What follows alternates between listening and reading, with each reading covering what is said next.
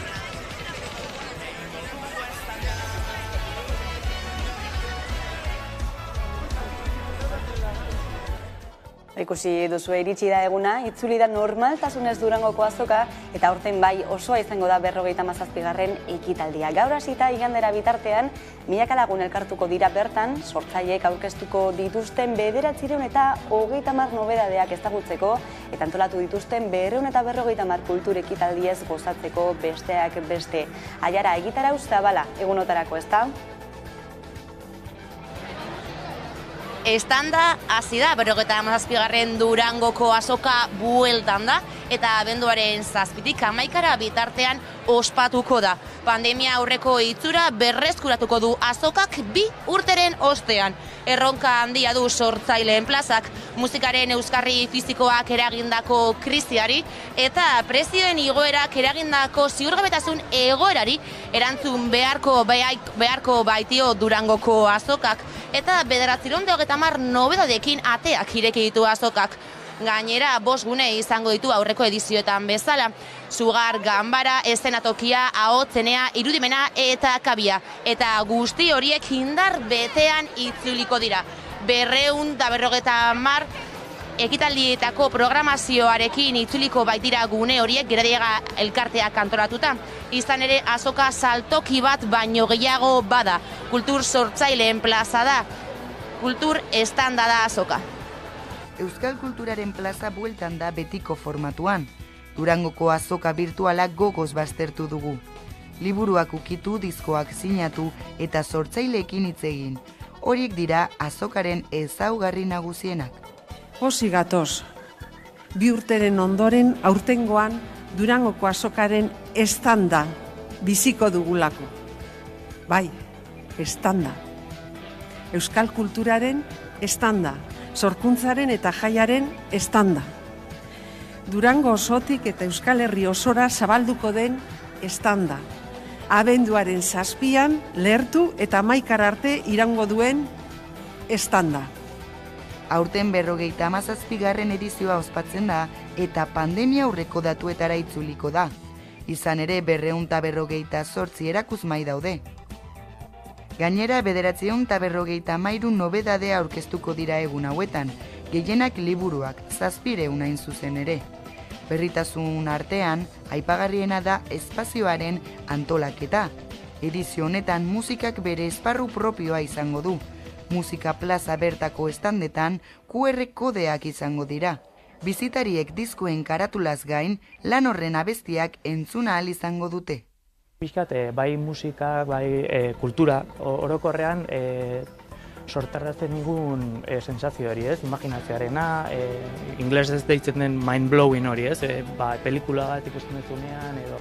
Gainera, 5 egun hauetan, etenik gabeko zuzenekoa eskainiko du Hamaikak Durangoko azoka egunetan eta mundu zabalean jarraitzeko aukera izango da Smart TV-ko aplikazioari, webguneko zuzenekoari eta lurreko telebista digitaleko seinaleari esker. Gaueko prime timean kontzertu esanguratsuenak eskainiko ditu Hamaikak eta talde ezagunen emanaldiak berreskuratuko dira gaueko prime timean. Ikusten duzu Durangoko azoka martxan da dagoeneko eta igandera bitartean Hamaika telebistak zuzenean emango du Durangoko azokaren berri 24 orduz etenik gabeko zuzenekoa hain zuzen ere. Egunotan mundu zabalean jarraitzeko aukera ere izango da, gogoratu Smart TV-ko aplikazioari esker, webguneko zuzenekoari esker ere nola ez, eta lurreko telebista digitaleko seinaleari esker ere bai. Kultur estanda Hamaika telebistarekin batera bizitzeko aukera izango duzue. Etenik gabeko zuzenekoa eskainiko du Hamaika telebistak Durangoko azokako egunetan. Eta mundu zabalean jarraitzeko aukera izango duzue Smart TV-ko aplikazioari, webuneko zuzenekoari eta lurreko telebistako seinale digitalari esker.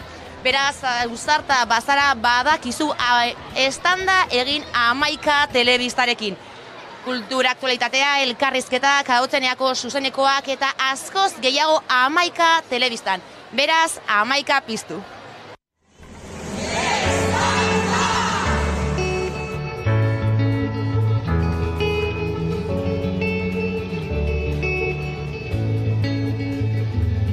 Geldiazinak izan ginen, izari askorra zeruan, maite genuena egiten, bihuztu ginen gau bakoitzean. Argiak itzal izan arren, sua mantentzen ari gara, eta laster gure azken gaua balitz bezala, egingo dugu eztanda.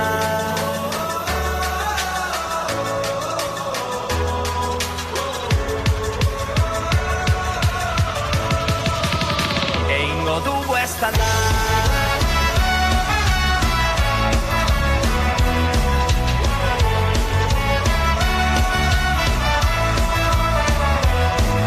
Ezinak izan ginen, iraganeko gazteluan, batera gero amargotzen, unkitu ginen taula gain.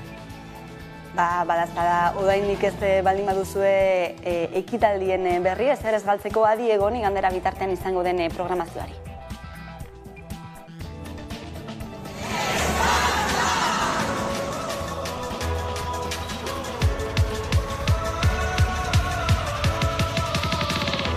Dugu eztanda.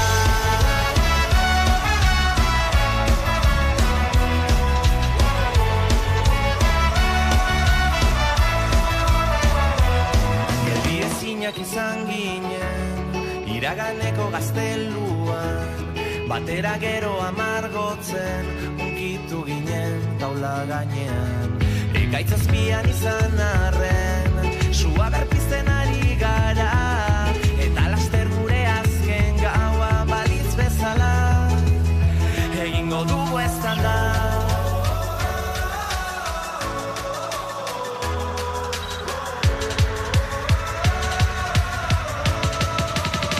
Egingo dugu eztanda.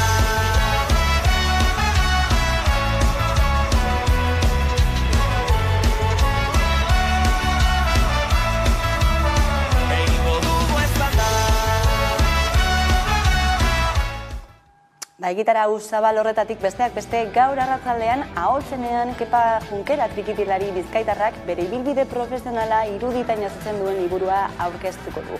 Berpiztu izenburua du eta musikari gisa lehen urratsak eman zituenetik 2018 arteko bidea azaltzen da lan horretan.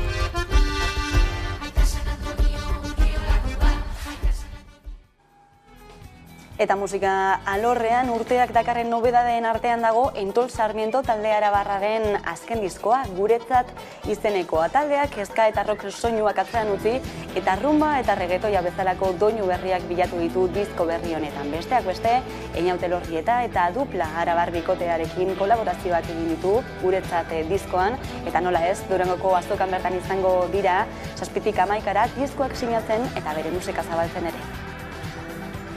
Guretzat diskoak musika estilo berria eskaintzen du.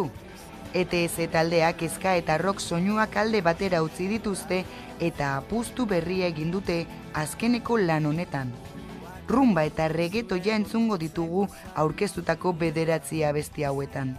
Apustu handia da, disko desberdina da eta ematen du momentuz jaso dugun berotasuna edo jendearen feedbacka momentuz ozuna izan da.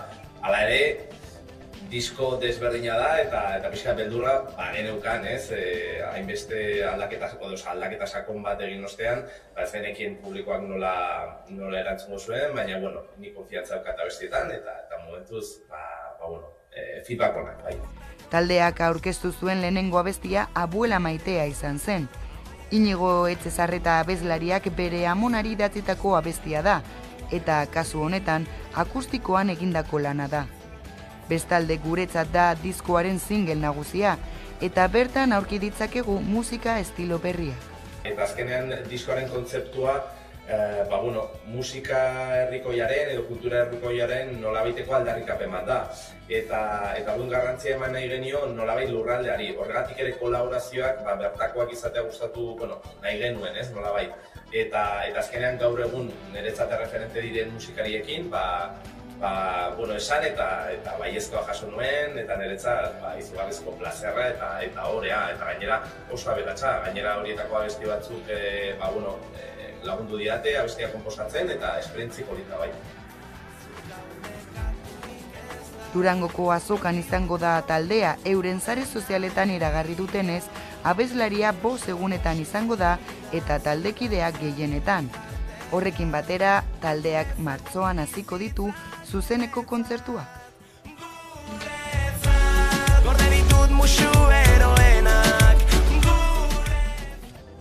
Esan bezala badakizu etenik gabeko zuzenekoa eskainiko duela Maikak Durangoko azoka egunetan eta mundu zabalean jarraitzeko aukera izango dela Smart TV-ko aplikazioari, webguneko zuzenekoari eta lurreko telebista digitaleko seinaliari esker. Eta horrekin batera, Ahotseneako zuzeneko disko aurkezpenak ere emitituko ditugu egunero zuzenean goizeko 11etan hasita, gaueko 10 bitartean eta gaueko prime timean ere kontzertu esanguratsuenak eskainiko ditugu. Beraz, Ahotsenean zuzenean eta talde ezagunenen emanaldiak berreskuratuko ditugu gauean. Eta gaurtik hasita, beste askoren artean eta batzuk aipatzearren, Willis Drummond, Ines Osinaga, Mize, Odei edota Delirium Tremensen kontzertuak izango dira. Hola, tío! Aspaldiko! Berez batu ginean omenaldi horren kontura, eta batu ginean ere Ez ginen konsiente hola bukatuko gendula, baina bai, izan zen batu, ensaio hau, jo, eta jota gero suposatzen zen, bukatzela ere, asuntua, baina taldekide bati azakon kartekua berotzen eta besti brakzia sartzen, eta azkenien erbaki non, bai, aurrea, baina, bueno, beste plan baten ez, berri sartzen kanta berdinak bakarrik. Inigo Nerrua esan da, geure geuke berriz hastia, eta bueno, han hasi ginean pixkat izketan, zela jarraitzu. Egori ere ez da bain dela 35 urtekua, ez da kale hartzen eta ez goz pikuluak ina hostiaz eta pelotazioak eta kontroladak emanerakoak eta deustuko zubixan hostiaz ez daiz, egori beste bada, dan aldatzen da. Guk ere, gure egori ere zaberdina, ja beste 30 urte gixo dakau. Beste goza batzu pasatu dezu eta beste goza asko bizi izan dezu. Jau lista bat, pixkat kantasarrakin da berriziak bai. Lehen gelitzu bazan delirion pixkat ondo, jende batek oroimen politxakin baldin badako eta gozia, eta beste batzuk ezagutu ez eta jode guazen ikusta delirion, pues vamos a dar delirion, ez? Benetan diozut, zuzeuk esan dezu, dena itxura da, kanpotik badirudi, barrutik ez dala. Musikarekin jarraituta, datorren urteko urtarrilaren 6an Ertzainak taldeak agur izango du betiko Gasteizen. 2019an Josuk eta Garik Euskal Dunean eta Kafe Antzokian zenbait kontzertu eskaini zituzten, pandemia eten zituen euren planak, eta orain berreskuratu dituzte. Oraindik duzue sarrerak eskuratzeko aukera, 53 euroan, eta beken egingo duten bigarren gaualdirako sarrerak ere badaude erosteko moduan oraindik. 2019an Garik eta Josuk eskaini zituzten kontzertuek izugarrizko eragina izan zuten. Ertzainak taldearen jarraitzaile asko hainbeste urteren ondoren berriz Aitor Menagozen abestu zuten. Pandemiak eten zituen kontzertuak eta orain bueltan daude Gari, Josu eta Txanpin. Orain bai agur esateko, abenduaren 16an eta 17an beken izango dira eta azkeneko emanaldia Gasteizen izango da. Urduri, ez? Gasteizen izan da, urduri ez nuke esango ez.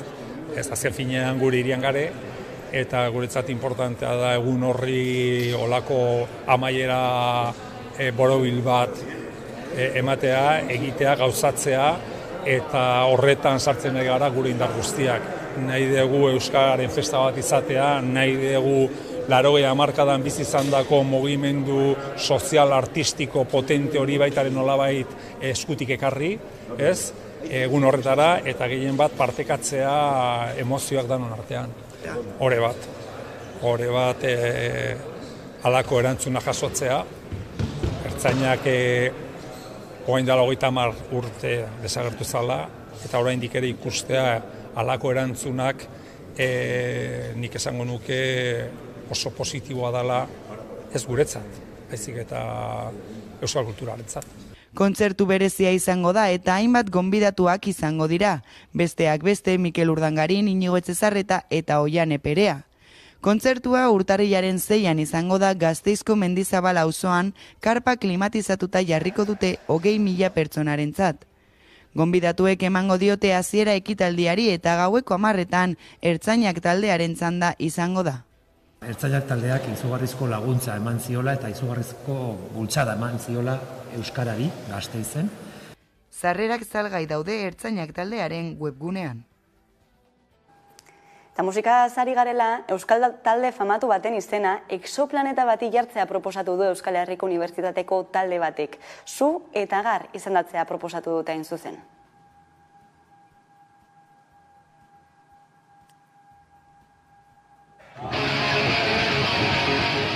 Exoplaneta bati Su eta Izar bati Gar izen jartza proposatu du EHUko talde batek.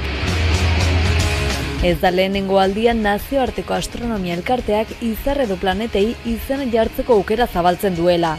2022 urteko deialdi honetan 20 izar planeta sistema izendatu daitezke, eta hizkuntza gutxituek lehentasuna dute.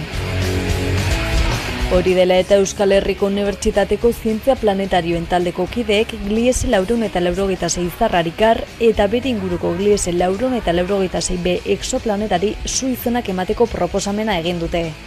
Aukeratutako izenak Suarekin erlazionatuta daude, izarraren eta exoplanetaren temperatura altuak direla eta.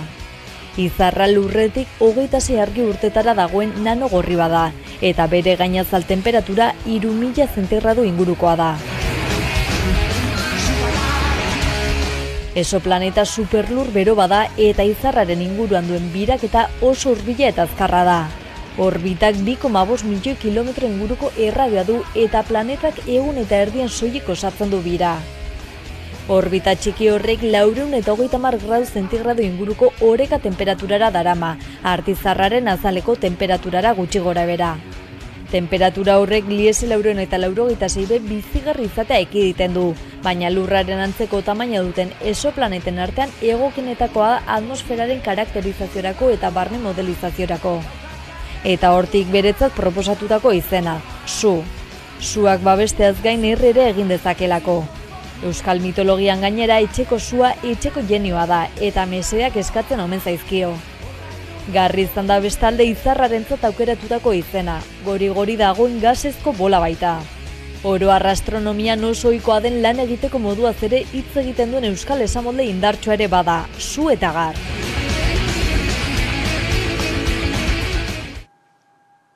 Eta Durangoko azoka albo batera utzita, baina Durangon bertan berriki izan den beste ekitaldi garrantzitsu bat. Euskalgintzaren Kontseiluak sortu zen egun eta toki berean ospatu du 25. urteurrena Durangon bertan. Ospakizuna berezia izan da, idazkari nagusi karguaren eskualdatzea irudikatzeko ere baliatu dutelako. Idurre Eskizabel, EHUko irakasleak hartu du Paul Bilbao 12 urtez bete duen kargua. Eskizabelek adostasuna eta letra larriko politika aldarrikatu ditu, kargu hartzean euskararen bizi berritzea, justiziari eta kohesio sozialari lotutako auzia dela adierazi du, eta aurreratu du bali horiekin bat egiten duten guztiekin ados jartzea izango dela xede.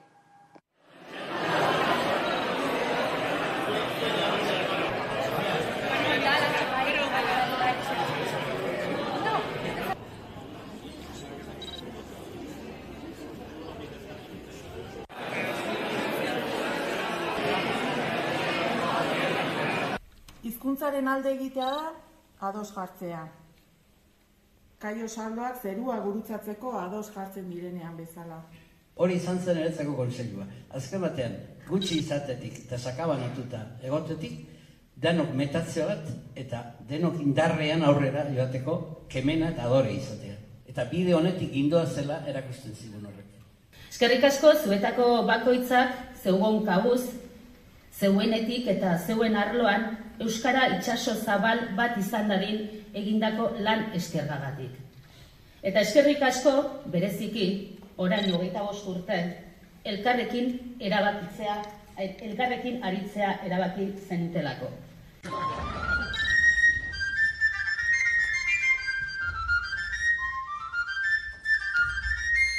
Gurasoenariak alabearrarena norbere gorputzarena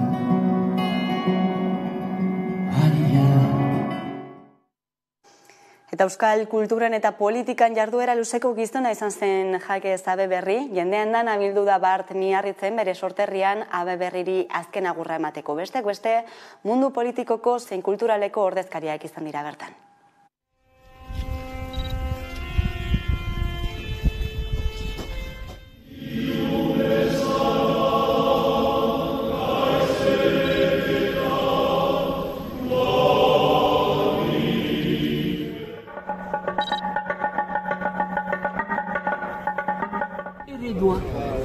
Eredu bat, eta militantea ezin hobea. Esan zuen lehendabizikoa kultura eta artea gizarteai beharrezko zaiola bizitzeko. Eta jakik zabaldu zuen, oilu hori gure Euskal Herrian, Ipar Euskal Herrian bentzat. Abertzalea handi bat izan zen, euskal kulturari, euskal gintzari bizia eman ziona. Eta iraun duena, bai batera plataforman, EH-baien berean, edoen bata aldizkaria ateratzen. Horretan eta albezai ongi eta katsuki laguntuko dugu azken egondia. Bidea ireki zutenei esker, inen baitugu bidea,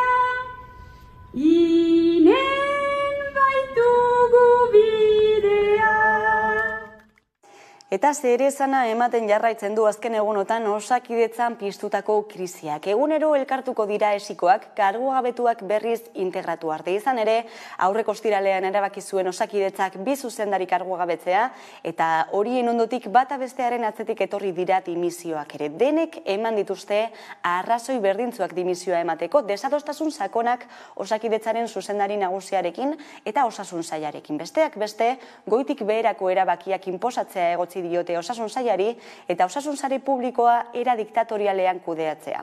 Elkarrizketarako prest agertu da Bingen Zupiria, Jaurlaritzaren bozeramailea, baina adierazi du badirela leku egokiak mintzatzeko hedabideetatik kanpo. Ez da baretu Donostialdeko erakunde sanitarioan piztutako krisia. 3. zerbitzu buruek euren protestei eutsi diete. Goizeko lehen orduan elkarretaratzea egin dute Donostiako ospitale atarian, Osakidetza kargugabetu dituen erietxeko arduradunak berriz arditzatela eskatzeko. Itziar Perez Donostialdeko esiko kudeatzailea eta Idoia Gurrutxaga zuzendari medikoa dira kargugabetuak. Kargugabetze horien ondorio zuzendaritza taldeia osoak dimisioa eman zuen. Horren aurrean Gotzone Sagardi osasun sailburuak agerraldia egin zuen joan den ostiralean esiko zuzendaritza taldea ordezkatzera eramazuten arrazoiak azaltzeko. Erakunde bakoitzak eginkizun zehatz bat du, eta guztien artean jarduketa koordinatua eta solidarioa antolatu behar da. Zuzendaritza taldeen ardura itun hori eraginkor egitea da. Donostialdea eziaren kasuan, partekatzeko zailtasunak direla eta izan diren hainbat gertakarik horrela eskatuta pertsonen aldatzea behar zuen izan. Osasun sailaren erabaki horrek esiko zerbitzu buruen aurrez aurreko gaitzespena ekarri du. Izan ere joan den ostiraletik ari dira Donostia ospitaleko atarian kontzentratzen, asteazken honetan egin duten bezala, eta azken hau izan da elkarretaratze guztien artean jendetsuena. Egoera lehertu zenetik egin den 3. bilkura izan da, eta zerbitzu buruez gain langile asko ere batu dira, erizainak eta hainbat gaixo ere bai. Ospitaleko 150 profesional inguru izan dira protestan. Sakoneko aldaketak behar direla azpimarratu eta egoera bideratzeko eskatu dute zerbitzu buruek, kargugabetzen ondoren izendapen berriek ez dutelako egoera batere konponduko. Testuinguru horretan azken orduetan Eusko Jaurlaritzak elkarrizketarako deia egin du. Elkarrizketa egitarekin badatu zerbitzu buruak, baina esan dute momentu honetan ezin dela hori modu pribatuan egin, Jaurlaritzak egin nahi duen bezala, zubi guztiak hautsi dituelako osasun sailak. Dena dela zehaztu dutenez, oraingoz ez dute Eusko Jaurlaritzaren edota Osakidetzako zuzendaritzaren deiri jaso. Bitartean goizero bilduko dira ordu berean auzia konpondu arte. Gaur arratsaldean bestalde esiko zerbitzu buruek azalpen guztiak emango dituzte. Gipuzkoako sendagileen elkargoaren egoitza nagusen egingo dute agerraldia Donostian, eta han emango dute Donostialdeko ezin izandako gertakari buruzko balorazioa.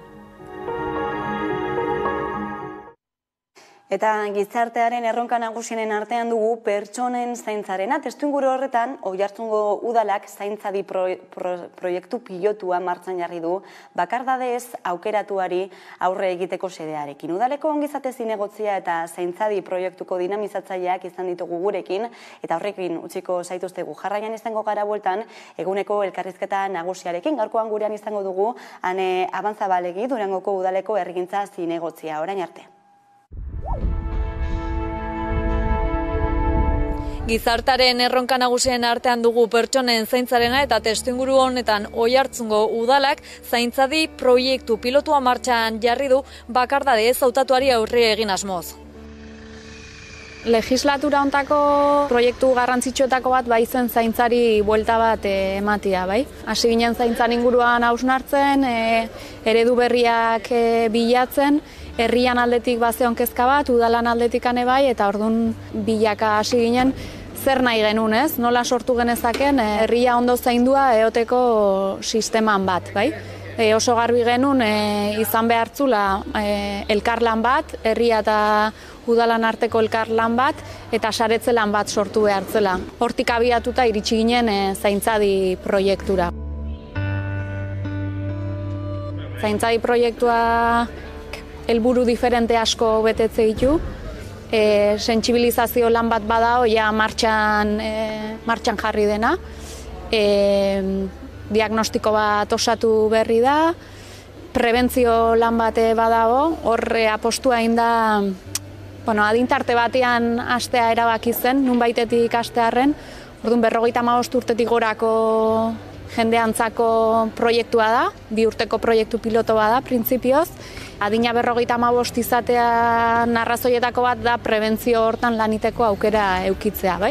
Eta gero eskuartzea da, eta eskuartzea hitz egiten dugunean, alde batetik dago, udalak berak, administrazioak berak parte hartuko du eta gauza batzuk bere esku geldituko dira, baina garrantzitsua da zaintza hortan herriak ere pertsona horrei aportatu posible dion guztia. Orduan, proiektu honen ildo estrategikotako bat da zaintza sare publiko komunitario horren sorrera. Gizarte asko aldatu da eta gizartean aldaketa hauek dela biztanleriaren zahartzea, piramidea inbertitu da, emakumearen laneratzea, geroz eta joera individualistagoa ditugu, eta horrek azkenean ekarri du zaintzan krisi batean egotia. Zaintza ereduak lehen ziren bezala ez dute funtzionatzen, eta hori batez ere agerian gelditu da pandemia garaian, eta horren ondoriotako bat izan da bakardade ezautatua. Bakardade ezautatua bizitza osoan zehar eta edozeini altzaigu tokatu edo aldugu bizi, eta egia da norbeak barrura beratzen baldin badugu seguraski identifikatuko dugula bakardade ezautatua bizi dugun momenturen bat, baina naiz eta adin tarte guztietan ematen den zerbait den, batez ere adineko pertsonei eragiten die zaintzan krisi honen ondorio dela eta. Orduan, bakardade ezautatua bizitzeak ez du esan nahi mendian isolatuta dago norbaitek bizi behar dudunik ez, egon gaitezke jende zinguratuta eta bakardade ezautatu bat bizi. Ez momentun batian, zerbaitek ezkatzen bagaitu sarerik ez eukitzea konpartitzeko, edo sarerik baldin badugu ere, igual ez hainbesteko konfiantzaeki norekin elkar banatu, eta horrek azkenean ondorioak ekartzen ditu ez, bai norberan osasunian, ongizatian definitiboki.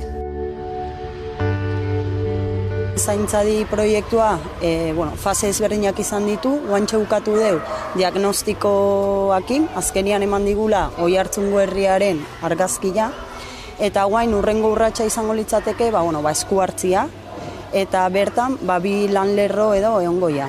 Batetik egongoa banakako esku hartzia, azkenian dia zaugarritasun bakardade ezautatuan aurkitzen diren pertsonak akonpainamendua eta bestetikan egongoa esku hartze komunitarioa. Betire gogoratuz, bazkenian proiektu honen baldintza edo berezitasuna handiena dela sare komunitarioa, ez? Eta pixkat pertsona hauek birkonektatzea herrian jadanik dauden baliabidekin eta baita ere Baldiberian nahi gehalako pertsona guzti sentsibilizatzen, zaintza krisi honen ondorioetako bat izan baita, bakardade ezautatua, ez? Eta azkenean, geoz eta pertsona gehiago bizitzen ari dira, eta hau pixka paliatu eta ekiditeko asmoarekin. Egia da, herrian oso erantzun ona jaso deula, eta hemendikan eskerrak eman nahi ditugu, bai eragilei, bai administrazio publikoai, baita osasun arloari, eta herriak azkenean badakala preokupazio bat eta prestutasun bat parte hartzea, ez?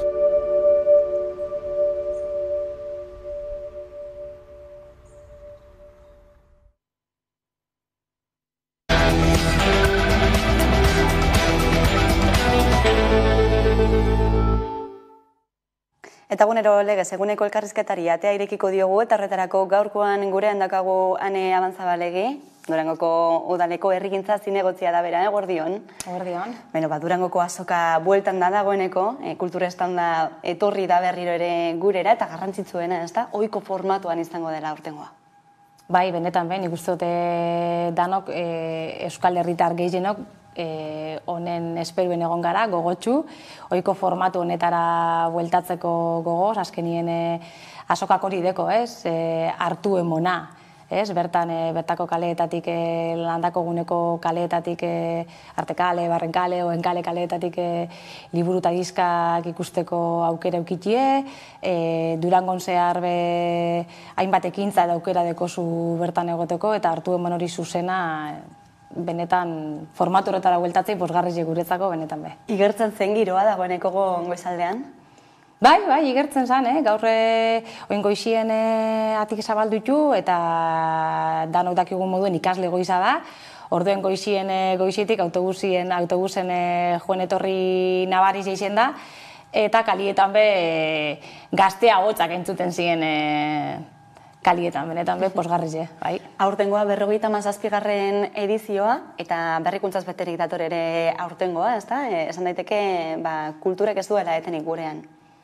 Ez, nik uste dut ez eta hori izango neuke euskal sortzaileek edo euskal kultura ez dagoela bere momenturik onenien, baina argi dekogune da horren aldeko bultzadaen bidala eta horren erakusle da 200 lanetik gora aurkeztuko, bederatziehun lanetik gora aurkeztuko diela egun hauetan azokan. Orduen etenik ezteko eta horri untzin bilako. Eta gitarra zabala ere ikusi dugu, 250 kultur jarduera baino gehiago izango direla egunotan Durangon bertan, ez dakit baten nabarmendu dezakezun. Ez, egiz esan ez dakit ez neuke nabarmenduko bapesiez, ze zuk esan duzun moduen egitarra zabala da eta gusto guztizitarako egin dakue.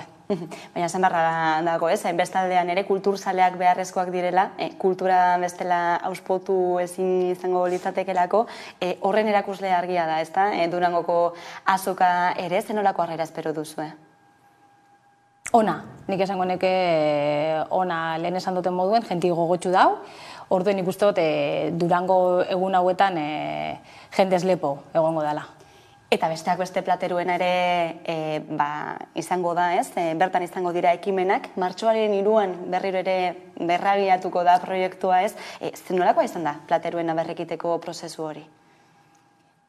Luzea, ez? Nik uste dut plateruenaren itxierak 2008an itxi zanien Euskal Herri mailan utxune nabaria sortu ebala eta zelan ez guri be Durangarroi utxune hori oso eraginkorra jaku. Orduen, 2021 udalaren esku izetera pasau zanien, makinaria guztien martxan ipini gendun, eta orduen zelan zabaldu erabakitzeko lehenengo eta behin diagnostiko bat burutu gendun, eta diagnostiko horretan 3 helburu agertu ziren, ez? Bata euskalduntzea, Durangarren euskalduntzeko plaza bat izan barzala, gero kultureragileentzako leku bat, eta baita euskal sortzaileentzako plaza bat izan barzala.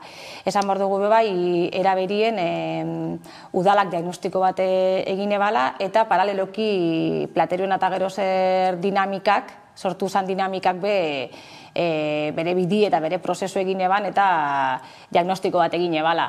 Esan behar dugu, helburuek beretxo egiten ziena, bai batanak eta bai bestienak, eta hortik abiatuta erabaki gendun zelan zabaldu edo ze formatutan isen, ez? Eta hor hartu gendun erabakitze publikotasunaren aldeko eiti, ez? Askotan esan dugu osasungintza publiko eta duin bat gure dugule, eta gupe kultura publiko bat gure dugu, eta duine isetie, eta horren aldeko apostu eta lana ingo dugu.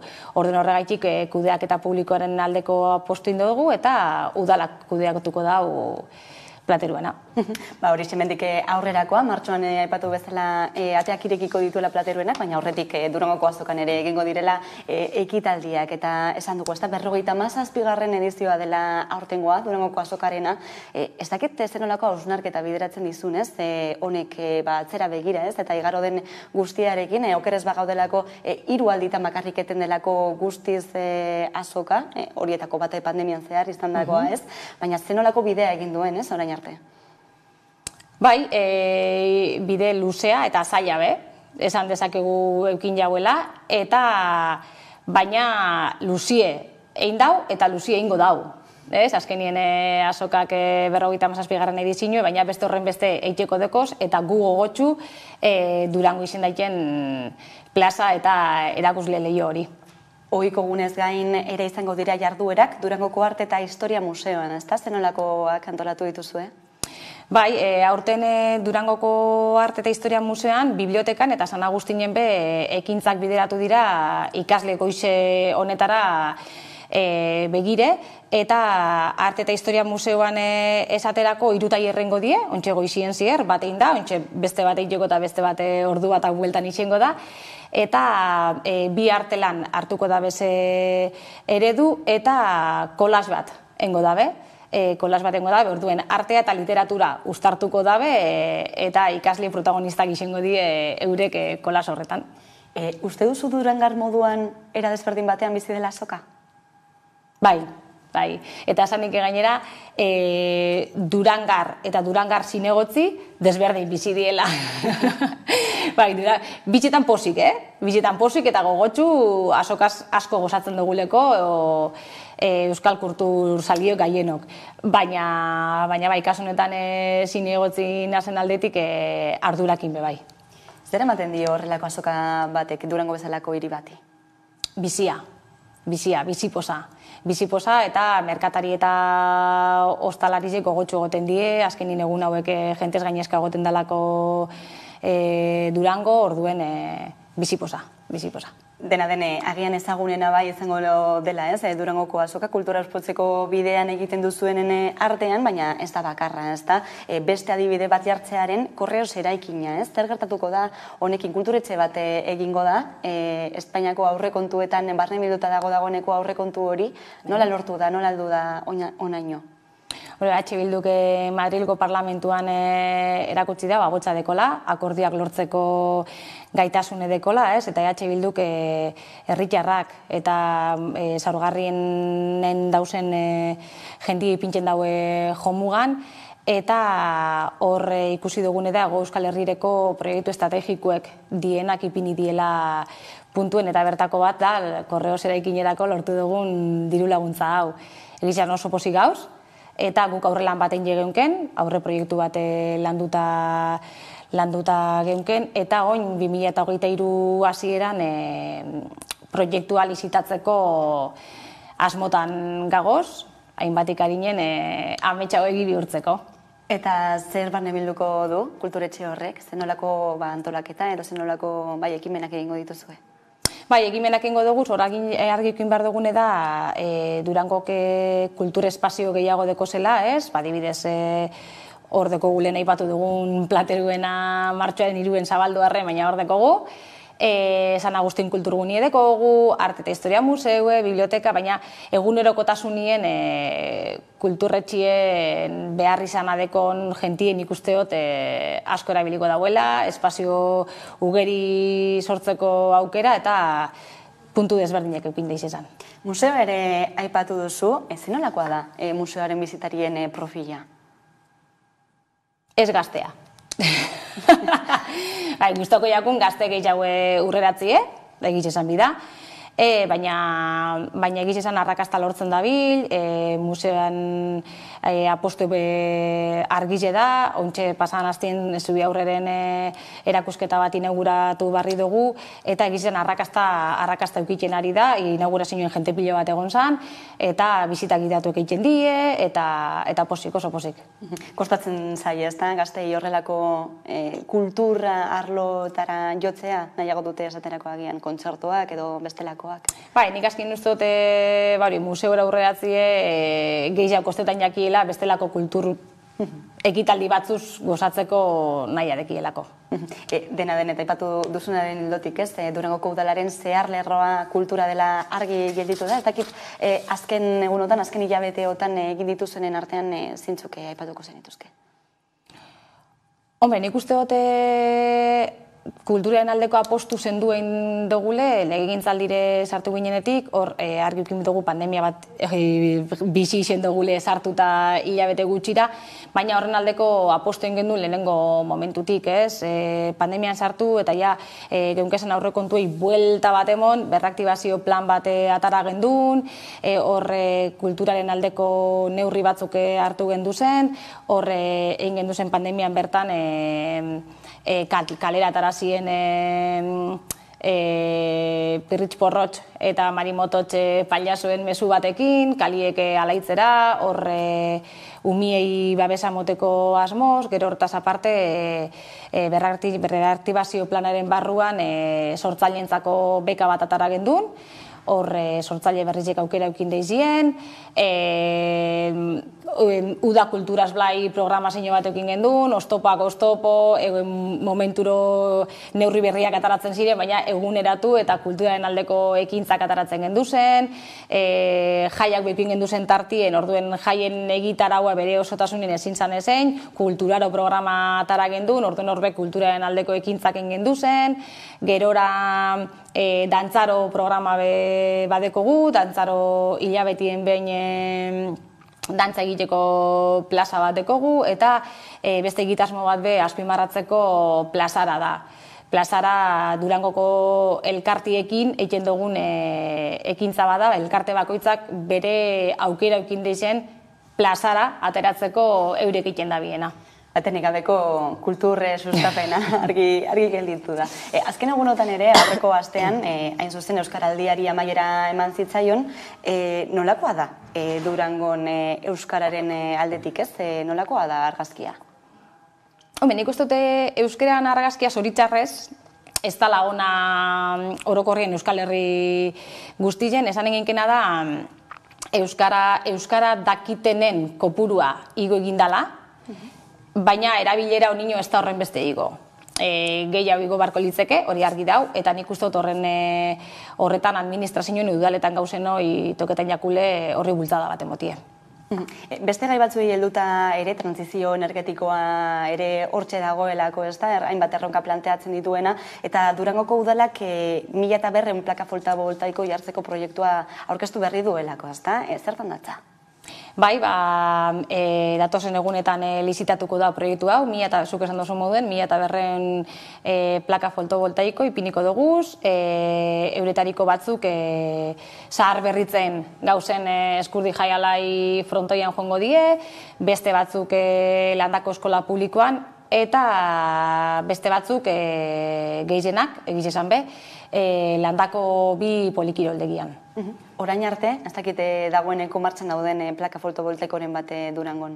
Ez, momentuz ez da egon, eta horren aldeko apostu ingo dugu, eta ez da geratuko hor, ez? Horre, ontxe horrek urtengo die, baina datorren urtera begira lezan, edo gaur, ospatzen, Durango kasoko ospatzen da landako gune horretan be, plakak ipiniko dugu, eta horren aldeko apostu ingo dugu. Eta energia hori, zertara bideratuko litzateke? Gehiena guniek berak asetzeko eta soberakin egongo balitze sarera bideratuko litzeke. Autokontsumoaren ildo horretatik, ez? Bai. Eta energiaz ari garela, argi dago, ez? Energiaren prezioak beste eztabaida bat sortu duela azken aldian, Gabonak hemen ere baditugu iaia gainean, eta horixe da zer egin ez Gabonetako argiekin. Durangon zer erabaki duzu horren gainean? Gabonetako argizek badeko guz, piztute dauz, dagoeneko, baina zuk esan dozu moduen danok hartu behar duguz neurrizek eta Durangon be neurrizek hartu duguz eta 25% gutxituko da. Eta lehen adibidez, goizaldeko 3:00 amatatzen bazien argizek aurten ordu batetan amatauko die. Murriztapen txikitxo batzuk egin da, ezta? Bai, hori da. Bestalde baita ere, Durangoko udalak neurgailu propio bat jarri du, herriko airearen kalitatea neurtzeko. Zergaitik egin da autu hori? Hombre, Durangon beti egon da airen kalitatearen inguruko kezka eta zin egona. Aurreko legegintzaldian eta jaurlaritza, eta aurreko legegintzaldian gobernuan zeudenak eta bai jaurlaritzak ez utzien emoten beharrezbesteko edo beharrezko garrantzerik eta dena ondo zegoela esaten eben, ez? Gu gobernuraldu ginenean lehengo ikerketa egin zan eta bentzeno piko altuak nabaritu ziren bertan.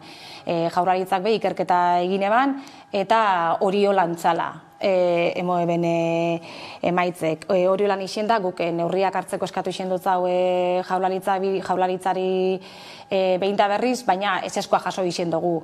Orduen guk uste dugu herritarrok eskubide deko gule, protokoloak behar dugu zela olako kasuetan, eta hori dela eta lehengo neurgailu ipini dugu eusko jaurlaritzaren onduen. Orduen hortik ikusiko dugu zer nolako neurria jasotzen ditugun, eta hori horrela izan da elitzeke bakarra izango sare bat ahalbidetuko geunke eta neurri gehiago emaitza gehiago jaso eta behar besteko protokoloak egin behar badira guk geuk egin jaurlaritzak ez badozkuz egin. Inflazioaren eraginez, etorri da baita ere azken urteko erosa ahalmenaren galera edo prezioen igoera, eta herritarren kezka handiena bihurtu da horixe, ez? Ez dakit Durangoko udaletik neurririk hartu den ildo horretan. Guk zergak tasak eta prezio publikoek izozti erabaki dugu. Diputaziotik jasotako errekaudazioa ona izen da eta espero genuna baino gehiago esan be, eta fondotik diru gehiago jaso dugu. Horren ondorioz, esan duten moduen, zergak prezio publikoek eta tasak izozti erabaki dugu, badakigu horrek udalaren jardunin eragin eukingo duela, baina erabaki hori da eta erabaki horrekin tinko jarrituko dugu. Zenbat denboraz, etenaldi hori? Printzipioz datorren 2023 begira. Bai.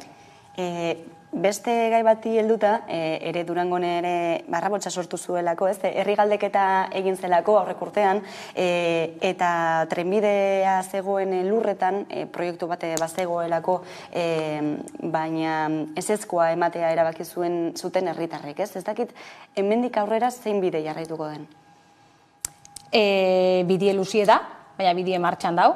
Negoziazioak eta horre akordizioek martxan dauz, hor argiukin behar dugune da pandemia erdian inzan galdeketa horretan, 6.000 pertsonek baino gehiagok berba egin ebela, eta hor eurek esan aurreko proiektu etzebela gure, aurreko lehendik eguela alde batera utzi eta prozesu parte hartzaile baten bidezko proiektu bat eiti gure zala, orduen hori holan izen da Jaurlaritzako garraio eta azpiegitura sailarekin lanien jarri eta gure dana da tren estazio ere mutik aratago izen daiten proiektu, orduen hor gure dugune da berdegune gehiago eta etxebizitza gutxiago eremu horretan, baina etxebizitza publikoen, ero babes ofizialeko etxien lanketa ikie, 240 etxebizitza publiko ipintie,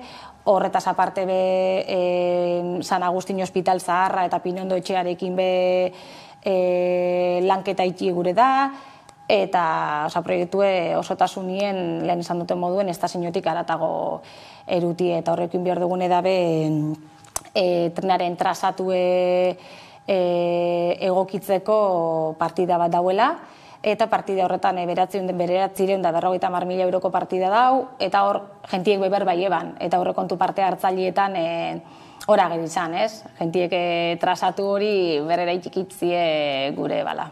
Eta zinepetan mugitzen gara? Ez tekote zinutzut esan epeseatzik. Ados.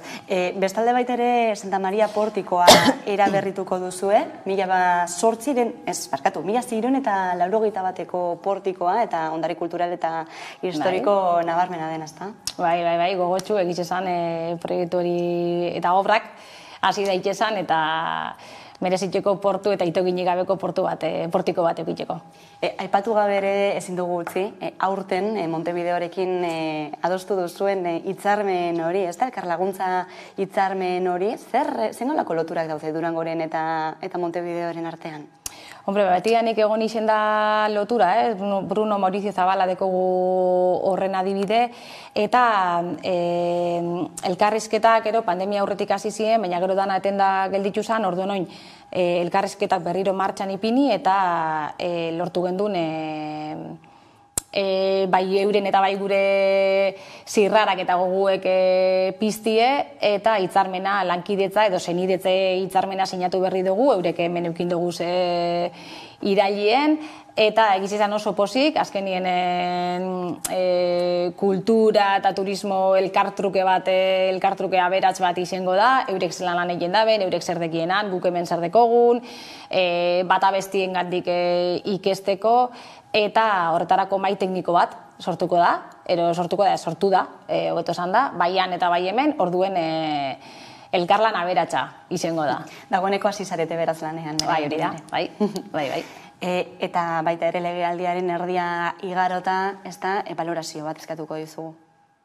Balorazio beti positibu, Ez oso ondo, balorazio positibo egiten dugu, gauza asko egin dugu, gauza asko dauz eiteko, argi esan behar da, lehen esan dugun moduen, pandemia bat eukin jogu tartien, gauzak berrera ikien birrixen die, baina beti aurrera begire, eta hori esan dugun moduen, balorazio positibo gauza asko egin dugu, eiteko beste hainbeste, eta gogotxo.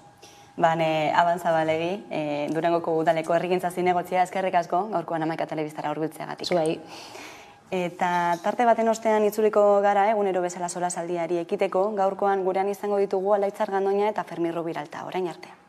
Euskal Herriko elkartasun jaialdirik handienak beste edizio bat ospatuko du azaroaren 17an Atarrabian. Atortxurrok duela 23 urte bi helburu eta konpromiso batekin jaio zen ekimena da. Helburuak euskal preso politiko eta haien senideak pairatzen zuten dispertsioa salatzea eta honek suposatzen zituen gastu ekonomikoei aurre egitea. Konpromiso aldiz, errepresaliatu politikoen gaia behin betiko konponduta egon arte lanean jarraitzea. Hau da, denak etxean eta aske egon arte. Oraindik badalanik baino asko dira 23 urte eta 26 edizio luze horietan emandako pausoak. Eta urtengoan, gertu lelopean ez, gertu horrekin azaldu nahi izan dugu gure helburua, Atortxurroken helburua gertu dagoela, gertu ditugula euskal preso politiko gehienak, eta gertu gaudela, pres gaudela, bideo horri ez, dispertsioaren bideo horri amaiera jartzeko.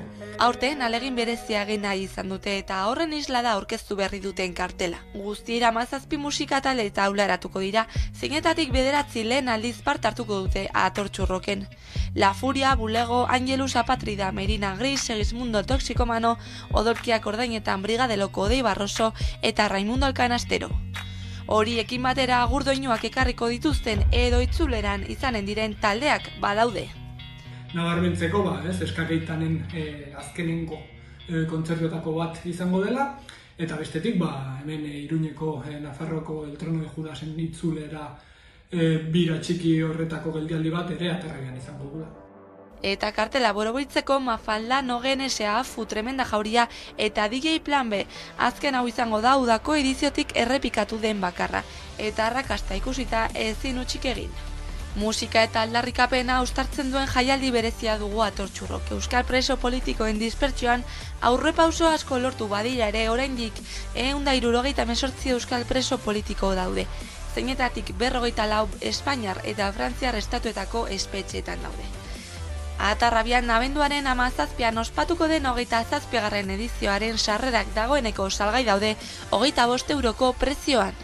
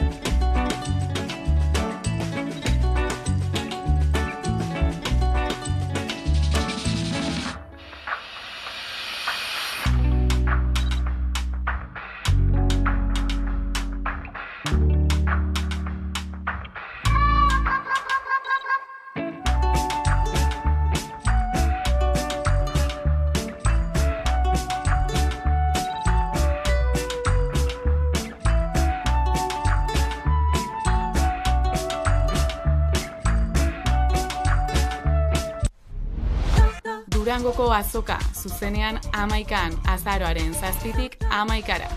Hautsenearen disko aurkezpen kontzertuak, azoka telebista saioa, gurean gaur berezia, azoka 24 orduz. Jarraitu telebistan zein sare sozialetan.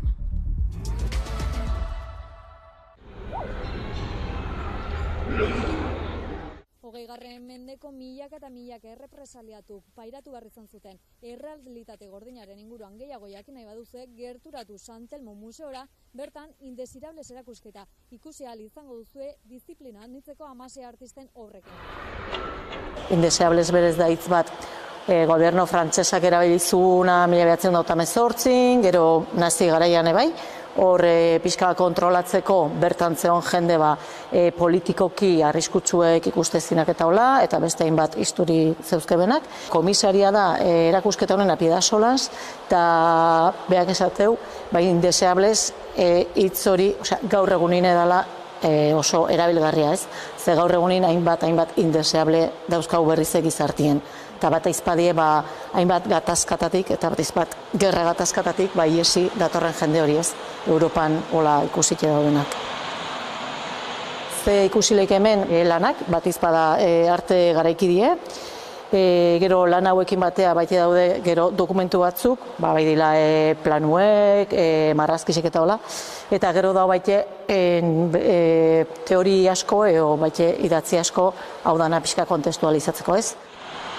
Erakusketa lau esparruta bezala do pixkat esplikatuta ez, baino esparrua bestekin hastea. Eta kronologikorik ere ez da bata bestien atzetik dijuen epe batzutan inde.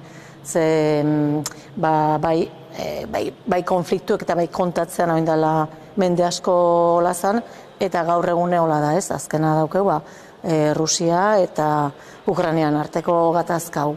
Gaur egungo hartie, nahazte dugu, 15. mendeko obra bateko baita reproduzio batzukin, liburu batetik ekarri ditxeunak ez, Biblioteka Nazionalen da ona Madriden, eta hori kontatzea, lehen kontatzen berdine, eta gaur honin gertatzen nahi dana ez, oso antzekue.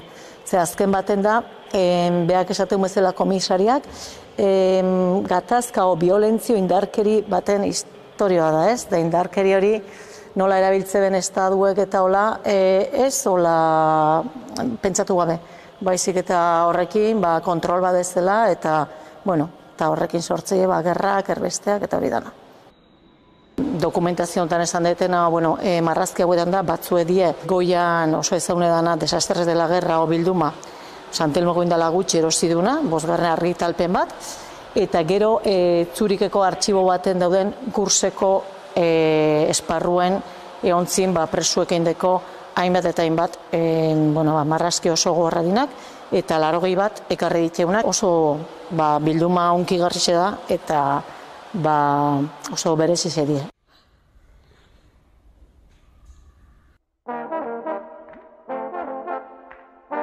Kaixo, Anabel naiz. Hemenago, 11 lagunen dei baten zai. Ze nahiko dute oraingoan. Laster jakinen dugu. 3. denboraldia? Bale, bai. Banoa! Orain arte Nafarroako herri eta txoko ezberdinak ezagutzeko aukera izan duzue. Baina Nafarroa oso handia da, eta bada oraindik zer ikusi eta zer ikasi.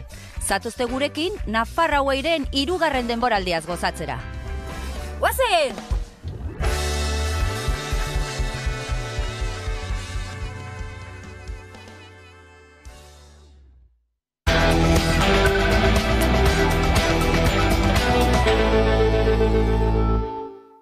Gurero bezala egingo diogu gaurkoan ere solasaldiari, horretarako gaurkoan gurekin ditugu Alaitza Gandoña, eguerdion. Eguerdion, Leire. Eta Fermi Rubiralta espaldiko partez, eguerdion. Mila esker, eguerdion ere. Gaur hasi da, Durangoko azoka ez, 57. edizio hori, hain esperoa izan den egun hori, kulturaren estanda lemapean, ez da? Ikusiko ditugu zenolako irudiak egon diren.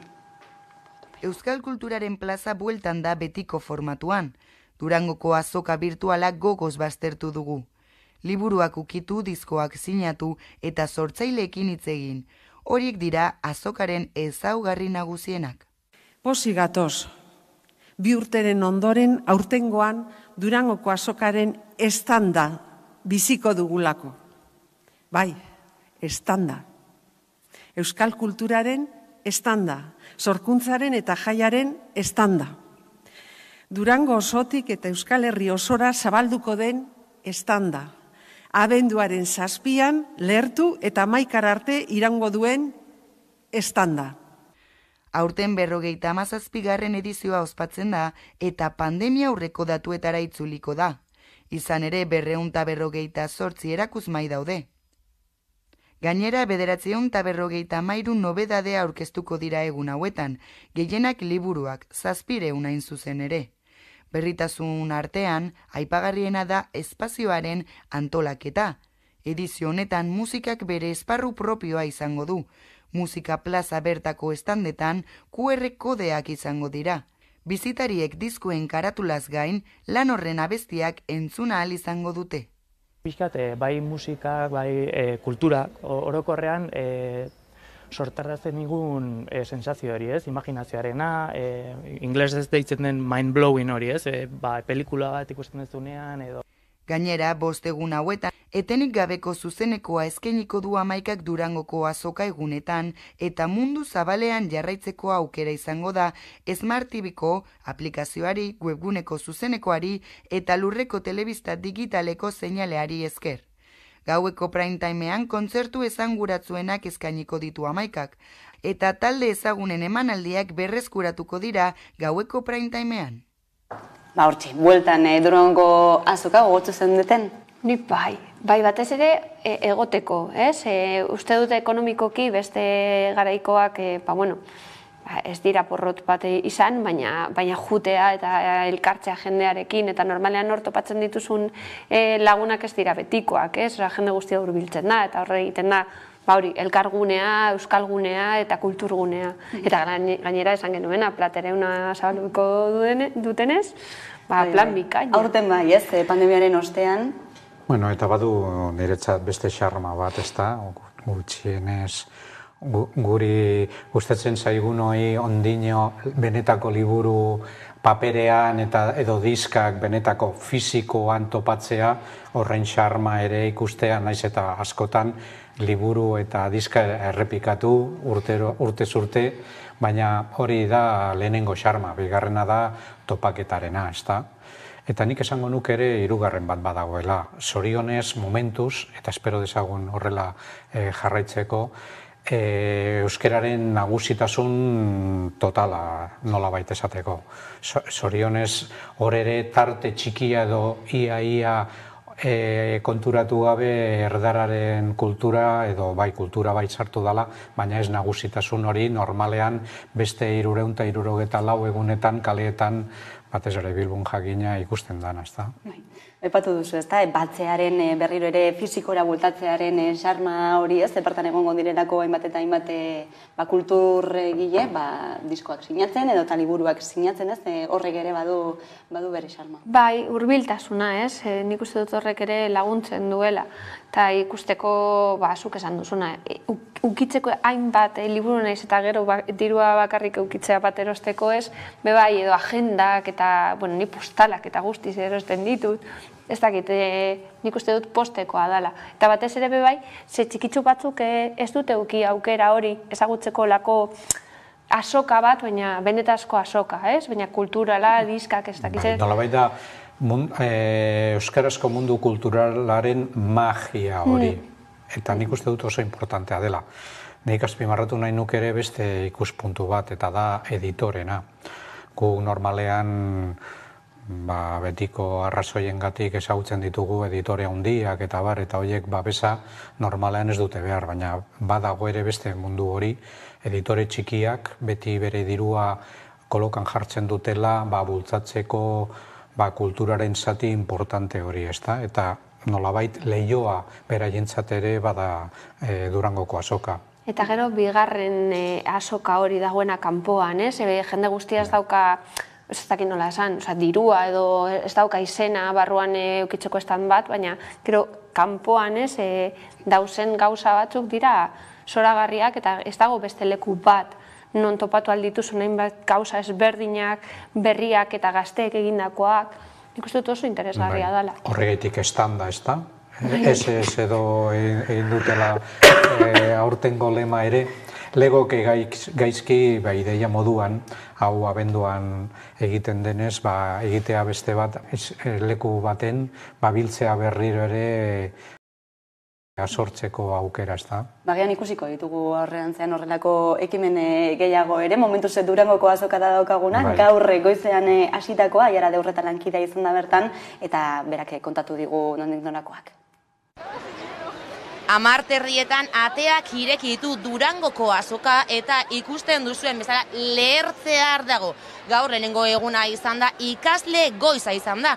Eta aurreko 2 urteetan ez bezala aurten bai, aurten ikasle goiza berreskuratu du azokak. Eta gazteak eta nerabeak ikusten ditugu batez ere, musukoak eta aforo mugatuak alde batera utzi ditu azokak, eta jendearen ilusioa eta kultur grina berreskuratu du sortzaileen plazak.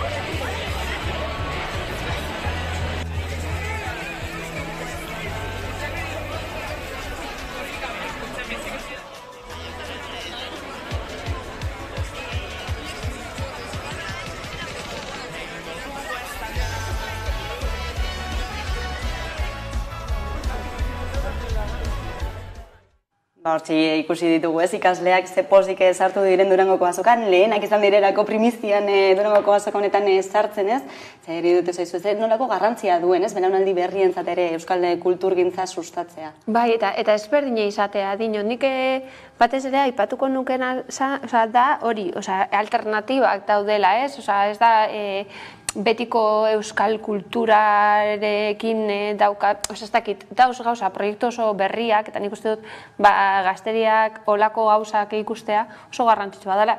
Ze batzutan igual beti lotzen dute euskera, betiko gauzekin edo tradizionalki edo dauzenak, eta Durangoko azoka 11.000 aukera daukate, beraiei gustatzen zaien baten bat topatzeko, nahiz eta gero ez erosiz esaten duguna, ez? Ez dago dirurik gauza guztiak erosteko. Bueno, olentzero hori eskatzeko. Zer? Hori da, beitu, garai oso ona da. Olentzero eta Mario Dimingiri eskatzeko. Ian izan duen arrakasta ulertzeko hori izango litzateke kontuan hartzeko faktoretako bat. Hori gabonetako hurbiltasunak ematen dio aukera handiago bat erosketak egiteko. Askotan egiten dugu. Familian horrela egin dugu beti. Zan nahi du lotzea bata bestearekin. Ikusi duzu, ikasleke bete dutela Durangoko azokaren lehen ordua horiek, eta askotan ez, esaten dugu, emango diegu ahotsa ume aurrei ere, gaurkoan galdetu diegu ea zer iruditzen zaien Durangoko azoka.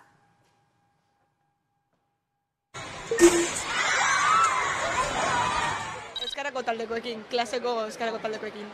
Unibertsitatearekin etorri gara, entrevista batzuk egitera. Institutarekin. Ikasleekin. Ikastola guztiarekin, baina lagunekin. Eta euskaltegirekin etorri naiz, hori, eguna pasatzeko. Ikastetxekin etorrera. Irrotenen dizkera zinaet. Artistak ikustea eta haien diskoak erostea edo ikustea. Ikusi. Zetak, Entol Sarmiento, Esti Márquez. Buelta bat eman eta zerbait ikusten badut gustatzen zaia, erosi. Naiz etorri erosteko asmokin, baina zerbait ola ikusten badet, bueno. Bai, nik bai, lehenengo aldia da. Guk etorri gara beti familiakin, eta hori nire lehenengo aldia da lagunekin etortzen naizela. Nirea bai. Nirea ez. Nirea ere bai. Ez lehenengo aldia izan da, baina oso polit. Bai, aurretik etorri naiz, baina hau izango litzateken lehenengo aldia, zeren txikian nintzen. Nire lehenengo aldia da. Ikastetxekin etorrera. Geroari begira, honek izango dira geroko irakurleak bintzat, entzuleak, eta batedaki idazleak ero dana.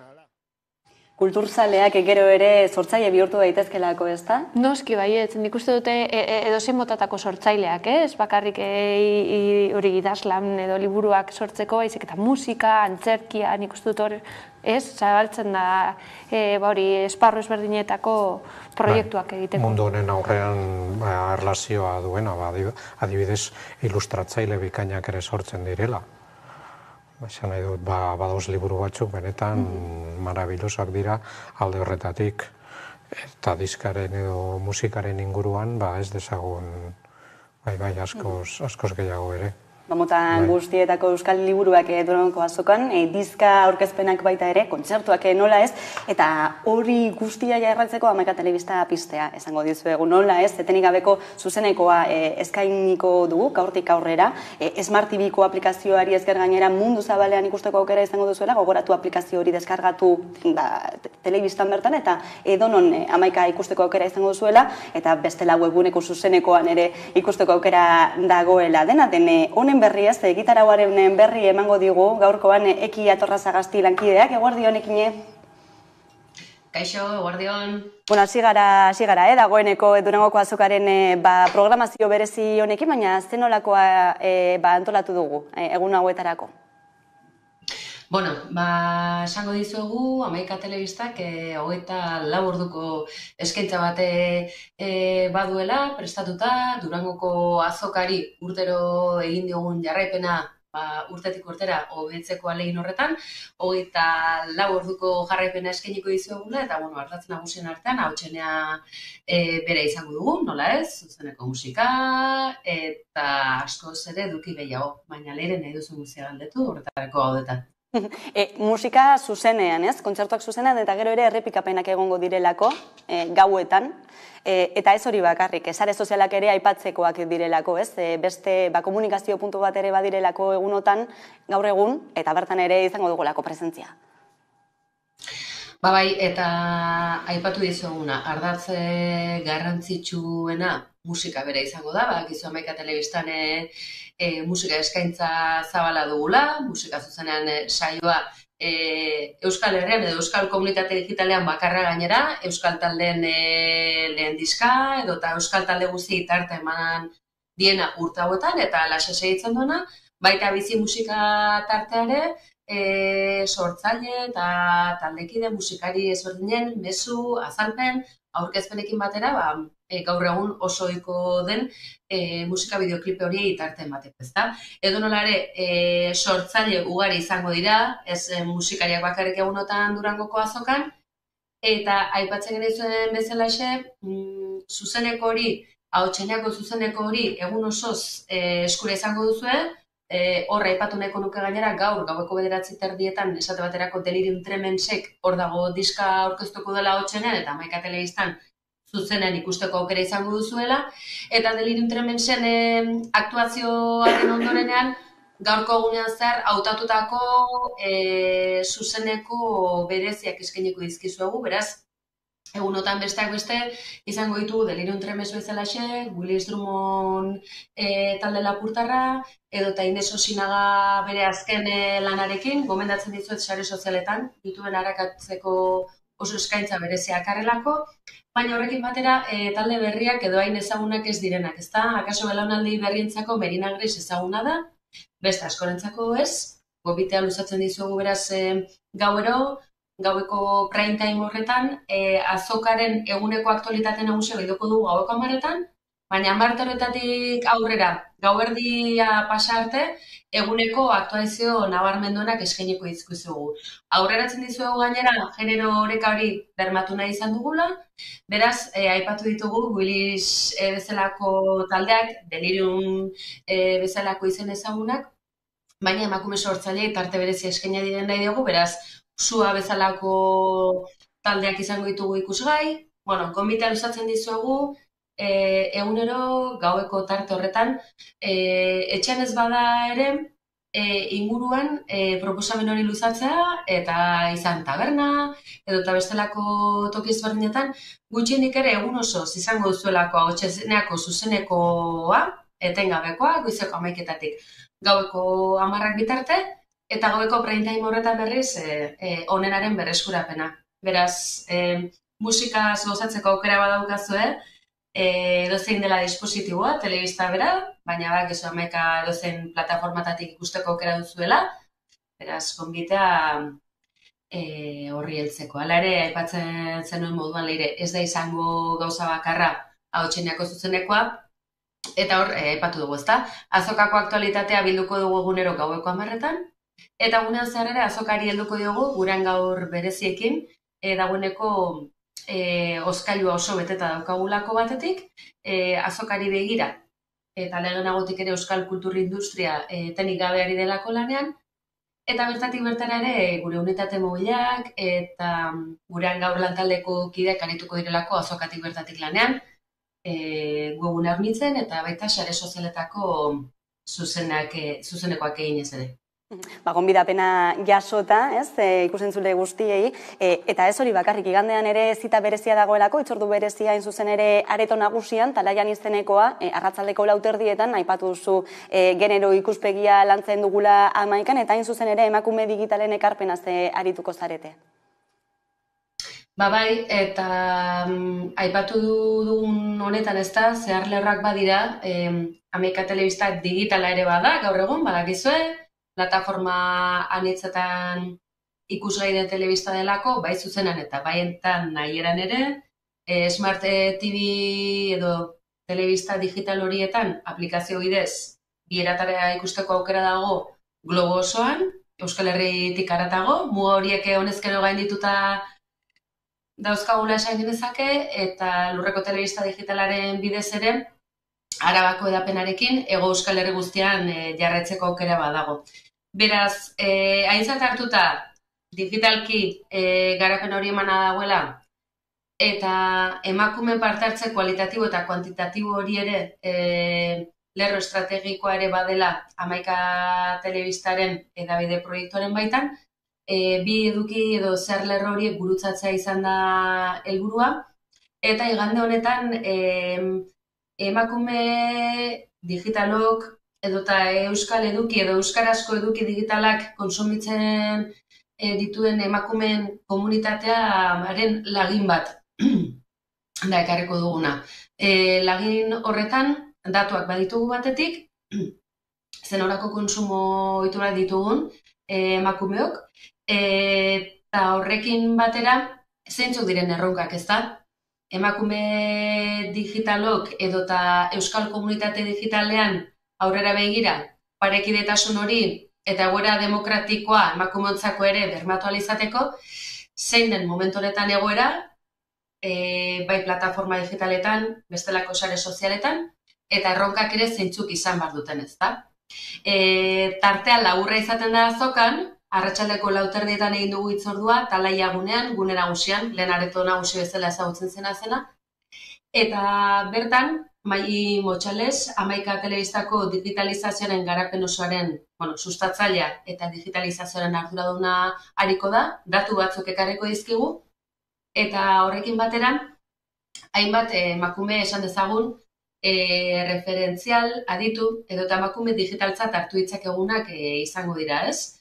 Nola ekarriko ditugu bertara? Digitalki eramango ditugu bertara, eta hainbat galderari erantzunez, besteak beste, Marisa Barrena, wikilaria izango dugu baita ere Estitxu Garai, akademiatik, kulturgintzatik, eta baita akademiatik ere izango dugu Irati Agirre Jauregi, ez dut ondo esango abizena, beti aldatu egiten diot, eta horiekin batera, Amaia Ereñaga kazetaria esate baterako, izango dugu Jenny López, kolpez kolpe saioko erredaktorea, sare sozialetako erredaktorea izango dugu baita ere, eta beste hainbat aditu.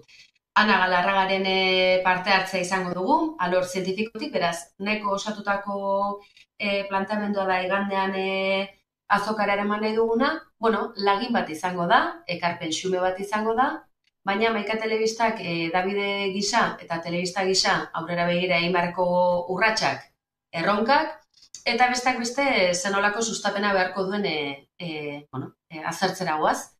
Besteak beste halako erronkak, gizartearen zerbitzura dauden erronkak, informazio zerbitzuetaz haratago, ez?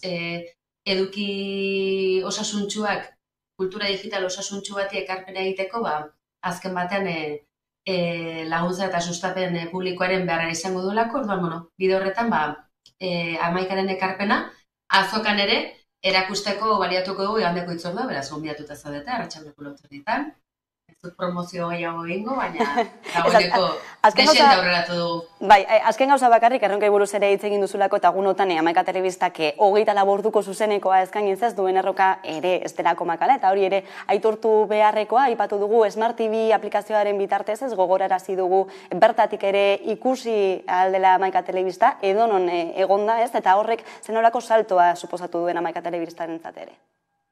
Bai, eta jauzi hori erraldoia da, eta pixkanaka probatutzat emango dugun, ez da? Egia da, belaunaldi berriak digitalizatuta datozela, gu edo behintzat ni neroni digitalizatu egin den belaunaldiaren parte naiz, baina telebista digitalizatzen ari den einean, Hamaikak bere eskaintza areagotzeko erronka du aurrean, proiektu bezala sendotzen segitzeko eta beste 11 urtez aritzeko, eta horretan gonbitea luzatu noski baietz Smart Telebista delakoan estrenatzen ari zaretenok, edo egu berriotan opari gisa jasoko duzuenok, edo oparituko duzuenok, mugikorretan bezala xe, ezta? Aplikazioak bilatzeko tresnan sartu, Hamaika bilatu, eta aplikazioa deskargatzea besterik ez duzue pantailan bertan, ez da mobiletarako dispositibo hauetarako aplikazio bat, beraz, gonbitea luzatu bai, noski baietz, mugarik gabe Hamaika zuzenan ikusteko eta nahieran ikusteko aukera duzuelako, ez bakarrik albistegi zerbitzuak, sendo eta ornituak dituguna direlarik, baizik eta aurrez egindako gauzak ez da. Aipatu dezakegu oroimen historikoarekin lotuta, egindako serie dokumental osoa ez horren memoria eskuragai dagoela. Nafarroako bailara guztiak ezagutzen segitzeko, Nafarroai eskura dagoela, eta euskaraz ikasten ari den edonori ere erakarri egingo zaiona. Hamaika leiho ere izango duzu eskura, Slow TV zerbitzuekin erlajatzeko. Eta nola ez, musika zuzenean edo eta musika zuzenean lerrotik egindako saio bereziak, ez? Berri txarrakenak, besteak. Eta nola ez, kolpez-kolpe aipatu gabe ez dut utziko, ezta? Kolpez-kolperen saioak ere bertan ikusa dituzue, tira, sartuta menua zabala da. Egia da gaur egun kompetentzia ikaragarria dela, 1000 plataforma eta 1000 eduki batera ditugu, tarterik ere ez dugu egunak 24 ordu ditu eta denera ezin dugu iritsi, baina euskaraz ekoitzitako edo eta bertan, komunitatean bertan ekoitzitako eduki tarte ematea, nolabait denon konpromisoaren baitan ere badago, beraz gonbitea luzatuta Hamaikarekin konpromiso hartzeko, eta tarte bat eskaintzeko, zuen telebistan edo eta, zuen egunerokoan ekarpen osasuntsu bat egiteko eskubete gatozelako. Hori da, ez bakarrik Durangoko azokan zehar, baizik eta eguneroko lana delako. Ekine, eskerrik asko gurean izatagatik. Zuei, gero arte. Aipatu dugu, ez da? Eskaintza zabal-zabala emango duguna. Bai, kriston aukera ikusten dute hori mugikorran entzuteko musika zuzenean, baina nik orain gogoratu egin dute zelan Durangoko azokara nahiko txikia nintzenean joan nintzenez, ezen aukera ikusteko taldeak zuzenean jotzen, eta ze garrantzitsua den, ze pandemia garaian egon gara horre, bai, musika entzuten, baina zuzenean lehenengo aldian izan zen mundiala, eta nik uste dut aukera hori ematen dizula, ez? Beste era batera bizitzeko, ez? Bertaratu ezin bazara, edo dena delakoa, eta aipatu bezala hautzeneako kontzertuak zuzenean eskainiko ditugula, esaterako gaur, 9:00 Delirium Tremensena. Hola, tío! Asfaldiko! Berez batu ginean omenaldi horren kontura, eta batu ginean ere ez ginen konsiente hola bukatuko gendula, baina bai, izan zen batu, ensai hau, jo, eta jota gero suposatzen zen bukatzela ere, asuntua, baina taldekide bati azakon kartekua berotzen eta besti brazia sartzen, eta azkenien erbaki non, bai, aurrea, baina, beste plan baten ez, berri sartzen kanta berdinak bakarrik.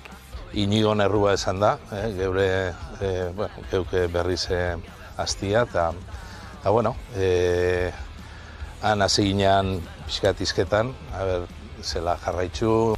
Egori ere ez da bain dela 35 urtekoa, ez da kale hartzen eta ez dugu pikuluak ginen agostiaz eta pelotazuek eta kontroladak emanerakoak eta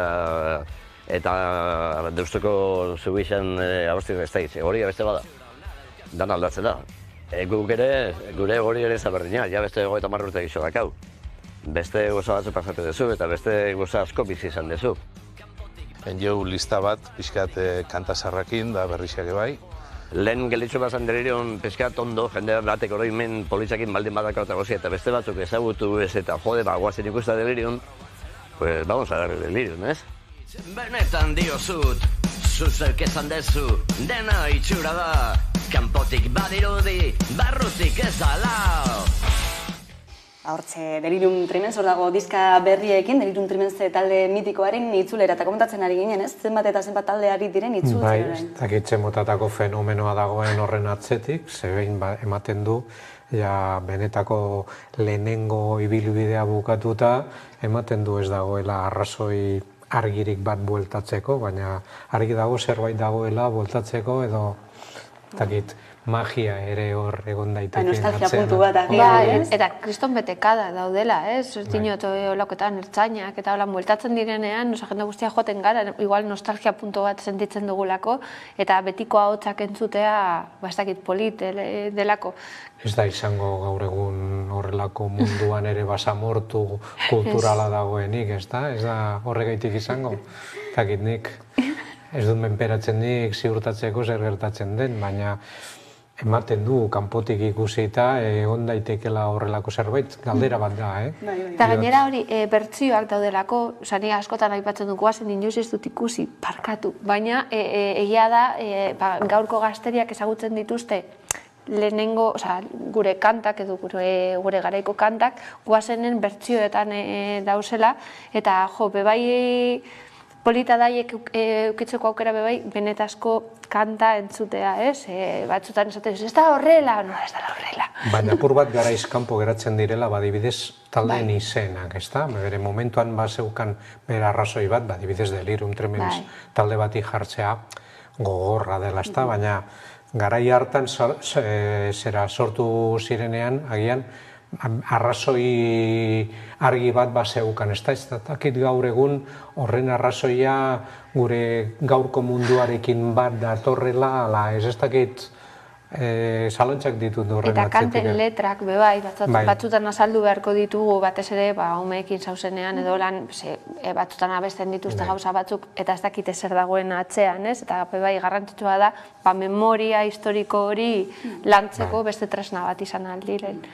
Aspaldikoak eta berriak ere, eta eskerrak berriak ere, bizi berritzen ari dela euskal kultura ere, Durangoko azokan egingo dute bate egunotan aipatu bezala, igandera arte. Gaiz aldatuko dugu eta nola ez, Osakidetzako krisiaz ere hitz egingo dugu gaurkoan, azken egunotako izpide nagusia ere izan delako, ez? Gogoratu ostiralean Osakidetzak bi zuzendari kargugabetzea erabaki zuela, eta hortik dimisioak etorri direla bata bestearen atzetik. Gaurtik aurrera hasi dira, Donostiako esian elkarrera taratzeak egiten, zuzen ere kargugabetutako horiek berratzea eskatzeko, ikusiko dugu. Ez da baretu Donostialdeko erakunde sanitarioan piztutako krisia. Hirugarren zerbitzu buruek euren protestei eutsi diete. Goizeko lehen orduan elkarretaratzea egin dute Donostiako ospitale atarian, Osakidetza kargugabetu dituen erietxeko arduradunak berriz arditzatela eskatzeko. Itziar Perez Donostialdeko esiko kudeatzailea eta Idoia Gurrutxaga zuzendari medikoa dira kargugabetuak. Kargugabetze horien ondorio zuzendaritza taldeia osoak dimisioa eman zuen. Horren aurrean Gotzone Sagardi osasun sailburuak agerraldia egin zuen joan den ostiralean esiko zuzendaritza taldea ordezkatzera eramazuten arrazoiak azaltzeko. Erakunde bakoitzak eginkizun zehatz bat du, eta guztien artean jarduketa koordinatua eta solidarioa antolatu behar da. Zuzendaritza taldeen ardura itun hori eraginkor egitea da. Donostialdea esiaren kasuan, partekatzeko zailtasunak direla eta izan diren hainbat gertakarik horrela eskatuta pertsonen aldatzea behar zuen izan. Osasun sailaren erabaki horrek esiko zerbitzu buruen aurrez aurreko gaitzespena ekarri du. Izan ere joan den ostiraletik ari dira Donostia ospitaleko atarian kontzentratzen, asteazken honetan egin duten bezala, eta azken hau izan da elkarretaratze guztien artean jendetsuena. Egoera lehertu zenetik egin den 3. bilkura izan da, eta zerbitzu buruez gain langile asko ere batu dira, erizainak eta hainbat gaixo ere bai. Ospitaleko 150 profesional inguru izan dira protestan. Sakoneko aldaketak behar direla azpimarratu eta egoera bideratzeko eskatu dute zerbitzu buruek, kargu abetzen ondoren izendapen berriek ez dutelako egoera batere konponduko. Testuinguru horretan azken orduetan Eusko Jaurlaritzak elkarrizketarako deia egin du. Elkarrizketa egitarekin badatu zerbitzu buruak, baina esan dute momentu honetan ezin dela hori modu pribatuan egin, Jaurlaritzak egin nahi duen bezala, zubi guztiak hautsi dituelako osasun sailak. Dena dela zehaztu dutenez, oraingoz ez dute Eusko Jaurlaritzaren edota Osakidetzako zuzendaritzaren deiri jaso. Bitartean goizero bilduko dira ordu berean auzia konpondu arte. Gaur arratsaldean bestalde esiko zerbitzu buruek azalpen guztiak emango dituzte. Gipuzkoako sendagileen elkargoaren egoitza nagusian egingo dute agerraldia Donostian eta han emango dute Donostialdeko ezin izandako gertakari buruzko balorazioa.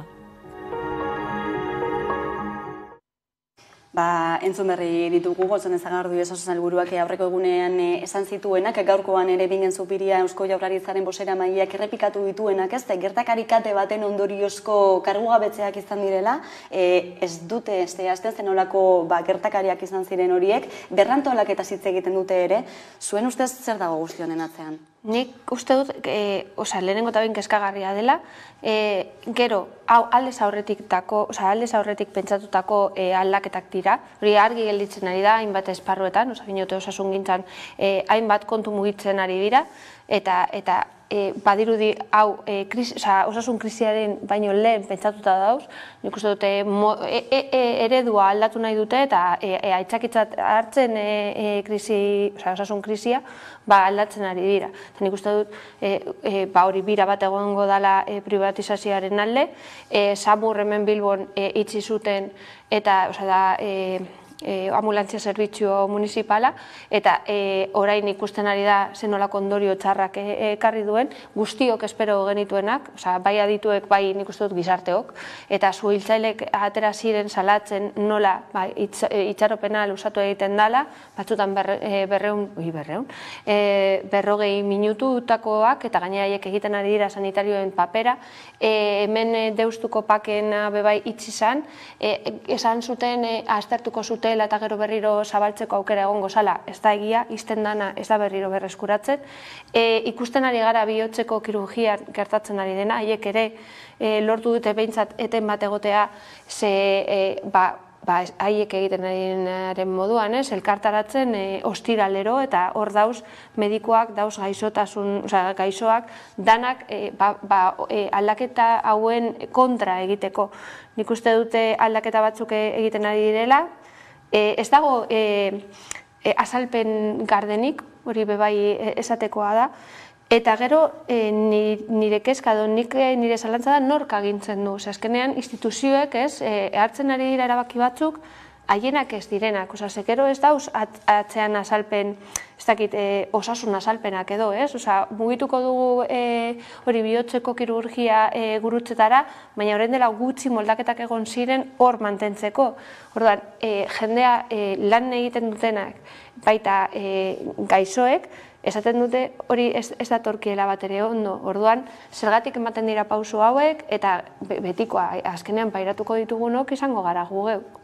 Orain krisiak estanda egin duela Donostiako esian, baina hainbat eta hainbat adibidek ez erakusten dute, ez dela soilik Donostiako gauza bat. Nik uste dut arazoa perspektiba baten ikusten badugu, azaltzen da, azalaratzen da nondik norakoa, ez da. Nik gogoratzen dut, gutxienez orain 12 urte, hemengo osasun gintzako eredua nolabait miresmen handia sortzen zuela Espainiar estatu osoan.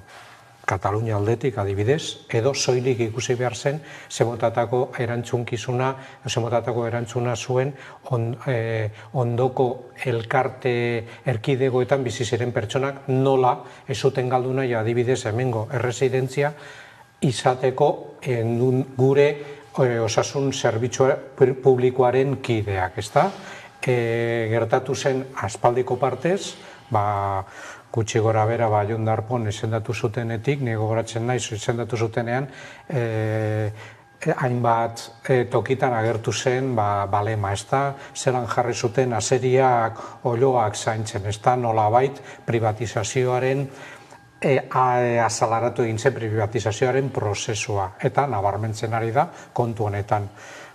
Leku hemen kanpoko lekuetan ez bezala genuen benetan zerbitzu publiko lehen esan dudan bezala goi mailakoa eta intzidentzia pribatua askoz txikiagoa zena. Nolabait moldatze prozesuan gaude argi eta garbi. Soilik zuk aipatu dituzun zera kasuak horren ibilbidearen ereduak edo adibideak dira, ezta? Zeran prozesua da osoa privatizazioaren aldekoa. Soilik ikusi behar da Bilbon adibidez zenbat toki pribatuak, osasunaren toki pribatuak zabaldu egin diren aspaldiko partez, eta aldi berean krisia zera osakidetzan, ezta? Eta azken finean, Donostia aldean gertatzen den momentu honetan da kritika horren sortzen dituen arazoak zerbitzu on bat izan alizateko, eta zerbitzu buru horiek seguru reklamatzen dutena da neurriak izateko bere esku emateko beraiek nahi duten zerbitzua proposa emateko, eta ez dago bere esku. Gainera, udan bebai, gurutzetako matronak bebai, atera ziren esanez, ezin zutela beraien lana ondo egin, era duin batean egin, ez zeudelako tresnak, ez zeudelako... Hor, arlo horretan lan egiten duten langileek aldarrikatzen ari dira, guztiz kezkatuta daudez azken finean, batez ere lehen gure medikoa zen, ezagutzen gintuen, igual pertsona bakarra, barrutik, igual txikitatik, igual, ez dakit, igual 12 urtetatik aurrera, eta gaur egun aldatzen ari dira, eta medikoek, batez ere lehen arretakoek, esaten dutena da hori, lehen arreta bertan bera gelditzen ari dela, eta indartzen ari direna daira urgentziak eta olakoak, ez? Eta orduan da, hori, eredu aldaketa itzela, eta ez bagara kalera ateratzen, eta ez bagara kapasak hau gelditzeko privatizazioa hor daukago, gaina zuka aipatutakoa. Aldi berean egon da krisialdia, eta IMQ eta eskemen deustun da pasada bat, sortu diren txanbinoi moduan Bilbo batean, eta jendea gainera kezkatzen da, eta esaten du, itxoin egingo dute espezialista batekin egoteko, igual pribatu batera joango naiz, eta nik hori entzutea hainbat pertsonen gandik arraro egiten zait, ze beti defendatu dute publikoa, baina da, ez dakit, ez dago beste... Eta neurri handi batean, horrelako eraikin berriak gure diruaren... Noski baiet. Zera partetik diru publikoaz ari gara. Pandemia garaian, hainbat probak bidaltzen zituzten pribatuetara egitera. Zen, ez dakit zoroa, ez? Hamaika gauza harrigarri zentzu horretan, badauz. Eta gero, hartzea aitzakitzat osasun krisi azkena edo dana dalakoa, ze hau aspalditik kudeatutako gauza bat da, eta hori argi gelditzen ari da. Eta hori igual da, gu salatu behar duguna, ez? Ez jarri aitzakia, hau pentsatuta zen eukaten, eta pentsatu duzue orain da momentu egokiena, hori bermatzeko edo. Ikusiko dugu gai honek zenolako korapilloa nola azkatzen den, Bingen Zupiria aipatu duelako, elkarrizketarako prest daudela, baina hori foku mediatikotikat langileek diote hori ezinezkoa dela, bilerak egitea proposatu dituztelako behin eta berriro, baina fruiturik ez dutela eman, ikusiko dugu hemendik aurrera zenolako bide hartzen duen gai honek. Eta atzoko gai bati ere helduko diogu, ez dakite nik futbolzaleak zareten, elaitz badakitzuk ez baina ez dakit nik zerni segitzen duzun futbola. Aitortu behar dut, zatitxoak. Zatitxo bat. Baina badakizu zenolako arrabotsa sortu zuen emaitzak batez ere, baina aurretik ere bazegoen sare sozialetan batez ere arrabotsa, ez? Espainia eta Marokoren arteko futbol partida hori, baina batez ere zenbat eta zenbat mezu arrasista azaneratu diren honen ondotik, ez da? Nik zuke aipatu duzun moduan ez dut futbola jarraitzen, are gutxeago hori mundiala, porque atletik baldin bada hemengoa izan da, ez dakit, azkenean baseo zer de hori tiratzen du, baina Katarrean gertatutakoan ikuste duta plazaratzeaz zen olako egoeran bizitzen garen, ez? Ez dakita beste adibide bat.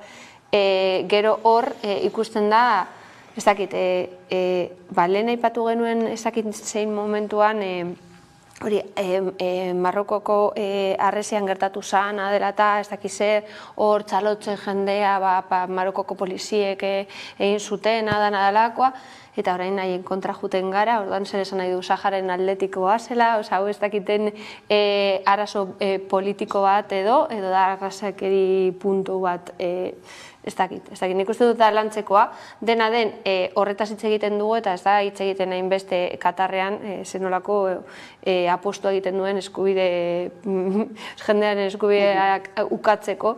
Orduan ez dakit alde batean edo bestean azkenean komunikabideek jartzen dute fokoa, eta horrein bertan fokoa jarri dute hor.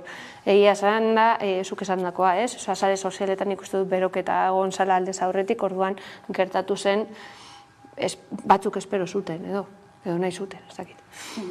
Ikusi besterik ez zen nolako polizia dispositibo handiak egin dituzten, hiriburu guztietan.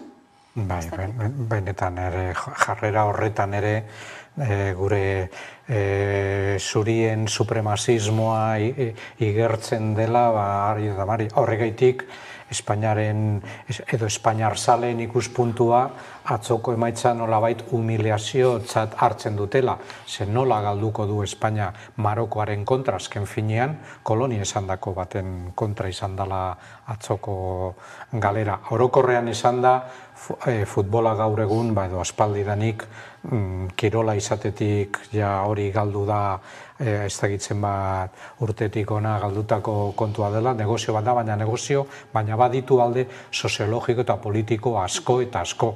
Proba nagusia da Euskal Herriari, Amasik herriari edo Saharauei edo Katalanei utzi ez izana bere selekzio propioa izatea. Beraz, handik hasita eta oso ondo dakite estatu horiek Marokotik hasita, baina Espainiatik jarraituta ere zemotatako palanka politikoa, soziologikoa izan daiteke eta mugitzen ditu futbolak atzetik, ez da?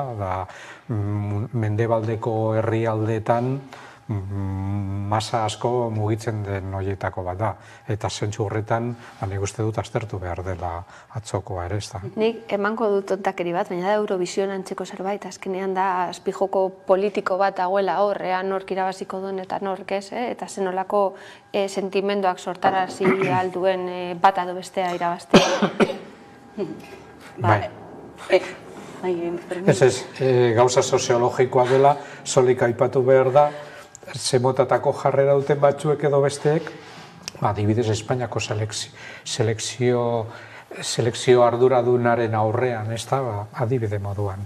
Espainiartasunaz hitz egiten ari garela, ez? Atzokoan argi gelditu zena handi batean, atzo gainera ere izan zen Espainiar Konstituzioaren egun hori, ekitaldi handia, ez? Ordezkari politikoekin, eta berriro ere Sánchezen aurkako irainak eta dimisio eskaerak, ez? Oposizio eskuindarraren aldetik, handi batean sedizio delituaren erreformagatik. Ez dakintzuk nola ikusten ari zaren gaia, zer lortu nahi den, ez? Erreforma honen ondotik, desadostasunak ere sortu direlako Katalunian bertan. Josper Kataluniak eta Asamblea Nazional Katalanak eta hainbat lagun kaleak hartu zituztelako atzokoan ere, hain zuzen ere reforma horren kontra, ez da? Bai, horretan ere, horren eztabaida sartu behar da gaur egun Kataluniako batez ere mugimendu independentistaren barruan dagoen zatiketaren barruan. Bestela ez da askorik ulertzen edo ia ezer, ez da? Batzuek uste dute sedizio erreforma aurrera pasu bat dela, negoziazio mailan lortutako aurrera pausu bat da, eta neurri handi batean horrela da, baina beste batzuek diote, honekin batera, sedizioarekin batera, sartu egin da beste erreforma bat. Eta honen bitartez, egokitzen dala ere beste jarrera, adibidez, desobedientzia zibilaren aurreko tresna judizialak horren kontra jotzeko sartu egin direla. Eta nola bait ere egia da. Espainiak kanpoko epaiketen aurren izan duen arazo nagusia izan dela, hemengo justizia edo hemengo legeria ez dago bat ere egokituta Europarekin zera eskatzen diren delituekin, adibidez, sedizioa izan da adibide nagusia. Zelan, ez dago Europako beste herrialderik zein sedizioa zigortzen duenik, Espainian ez bezala, adibidez. Eta alde batetik, bere momentuan Martxenak hori urriaren bateko arduradun nagusiak epaitu zuena, eskatzen zuen beste tresna egokiagoak erreprimitzeko argi dago, horrelako delituen aurrean, eta hori ere guri dagokigu ere, nolabait, desobedientzia zibilaren aurrean tresna judizial bat izateko, erreprimitzeko azken finean. Eta hori dela eta atzo ANC-ek manifestatu edo manifestazioa atara zuen kalera. Esan behar da ere, ANC-ek atara zituen eta nahiko arrakastatxoa izan zen, atzoko manifestazioa, baina adibidez Omnium Kultural normalean ados egondana manifestazioaren alde ANC-rekin, ez zuen alde egin zuen manifestazio horrekin eta kontrako jarrera ere azaldu zuen horrelako dikotomia, sedizioa sedizioaren arteko dikotomia aipatuta. Bai, egia da, sedizio delitua bera aipatu duzu, Europan bakanetakoa izan dela Espainiar estatukoa eta Europatik bertatik zegoen, mezu bat horrekin amaintzeko, baina noski zer gertatzen da, desordena publiko larriak sartuko dira orain sedizio delituaren ordez. Zer gertatuko da orain mugimendu sozialekin, mugimendu independentistarekin, mobilizazioekin, horixe da galdera nagusinetako bat ere. Mausalegea ere bertan dagoelako tartean. Bai, berak aipatutakoa, nik uste dute hori aurrautzen baldin bada izango da batez ere zigortzeko, erresteko zigorra edo represioa erresteko, eta ez da bakarrik independentisten aurka joko, baizik eta hainbat adierazpen askatasunaren kontrako hori salatzeko edo analakoa. Nik uste dut guzti hori interesatzen zaiguna da, hori gardentasun bat egotea olako arautegietan egiterakoan, eta guztiok batera ateratzea kalera, ez da arazo batzuentzako, baizik eta guztiontzako izango da, behintzat epe luzera.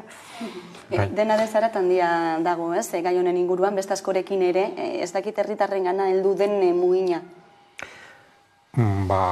Gauza hauek betiko legez, ez da, interesa dutenentzako bai, interesa dutenentzako ez hau, ez ezer.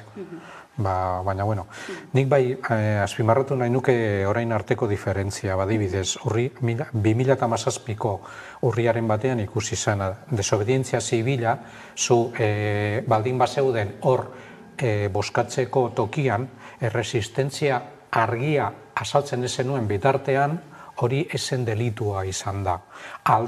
Eta bai, agertzen direnean, indar represiboak, horren kontra zerbait azaltzen zuenean. Gaur egun aldatzen bada kontua soilikor agertzearen, hau da, okupatzearen soilik eraikin publiko bat, hori delitu izango da hemendik aurrera. Horregaitik importantea da arautu nahi den aldaketa hori. Hori da aldaketa muineko. Bai, etxe bizitzaren aldeko mugimenduak ere ohartarazi du, beraiek egiten duten protesta moldea kolokan dagoela horrelako eraldaketa batekin, zigorrak ere ekarriko lituzkelako egiten dituzten ekintzek.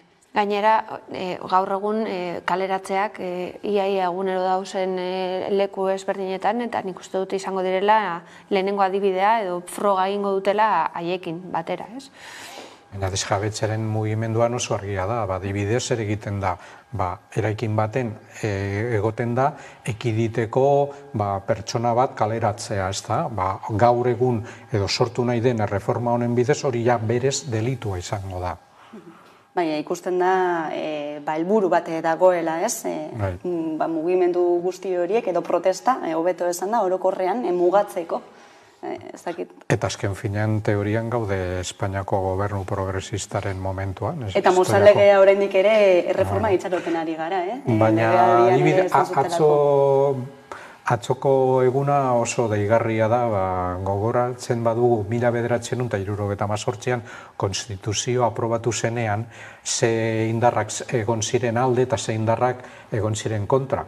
Adibidez, Madrilen, guztiz konstituzionalzaleak zirenak, Alderdi Popularra, bere momentuan, bere aintzindaria Alianza Popular, abstenitu egin zen, adibidez, kontra boskatu, edo zuen deitu alde boskatzeko. Katalunian ere gogoratu behar da, hemen ez bezala, nagusitasuna handiz aprobatu egin zen gaurko konstituzioa, eta ni ziur nago atzo konstituzioaren kontra azaldu zirenak Bartzelonako kaleetan bere momentuan horren alde bozkatu zutela. Baina, bueno, nola erderaz esaten den moduan, rectificares de sabios y de sabias, agian izango da horregetik. Hortxe, gelditzen da hausnarketa hori ere. Eskerrik asko gaurkoan beste behin gurean izateagatik, Alaizar Gandoña eta Fermi Rubiralta, hurrengora arte, eta ordu betatik aurrera eguneko albiste nagusia Carolina Suárez lankidaren eskutik ondizan.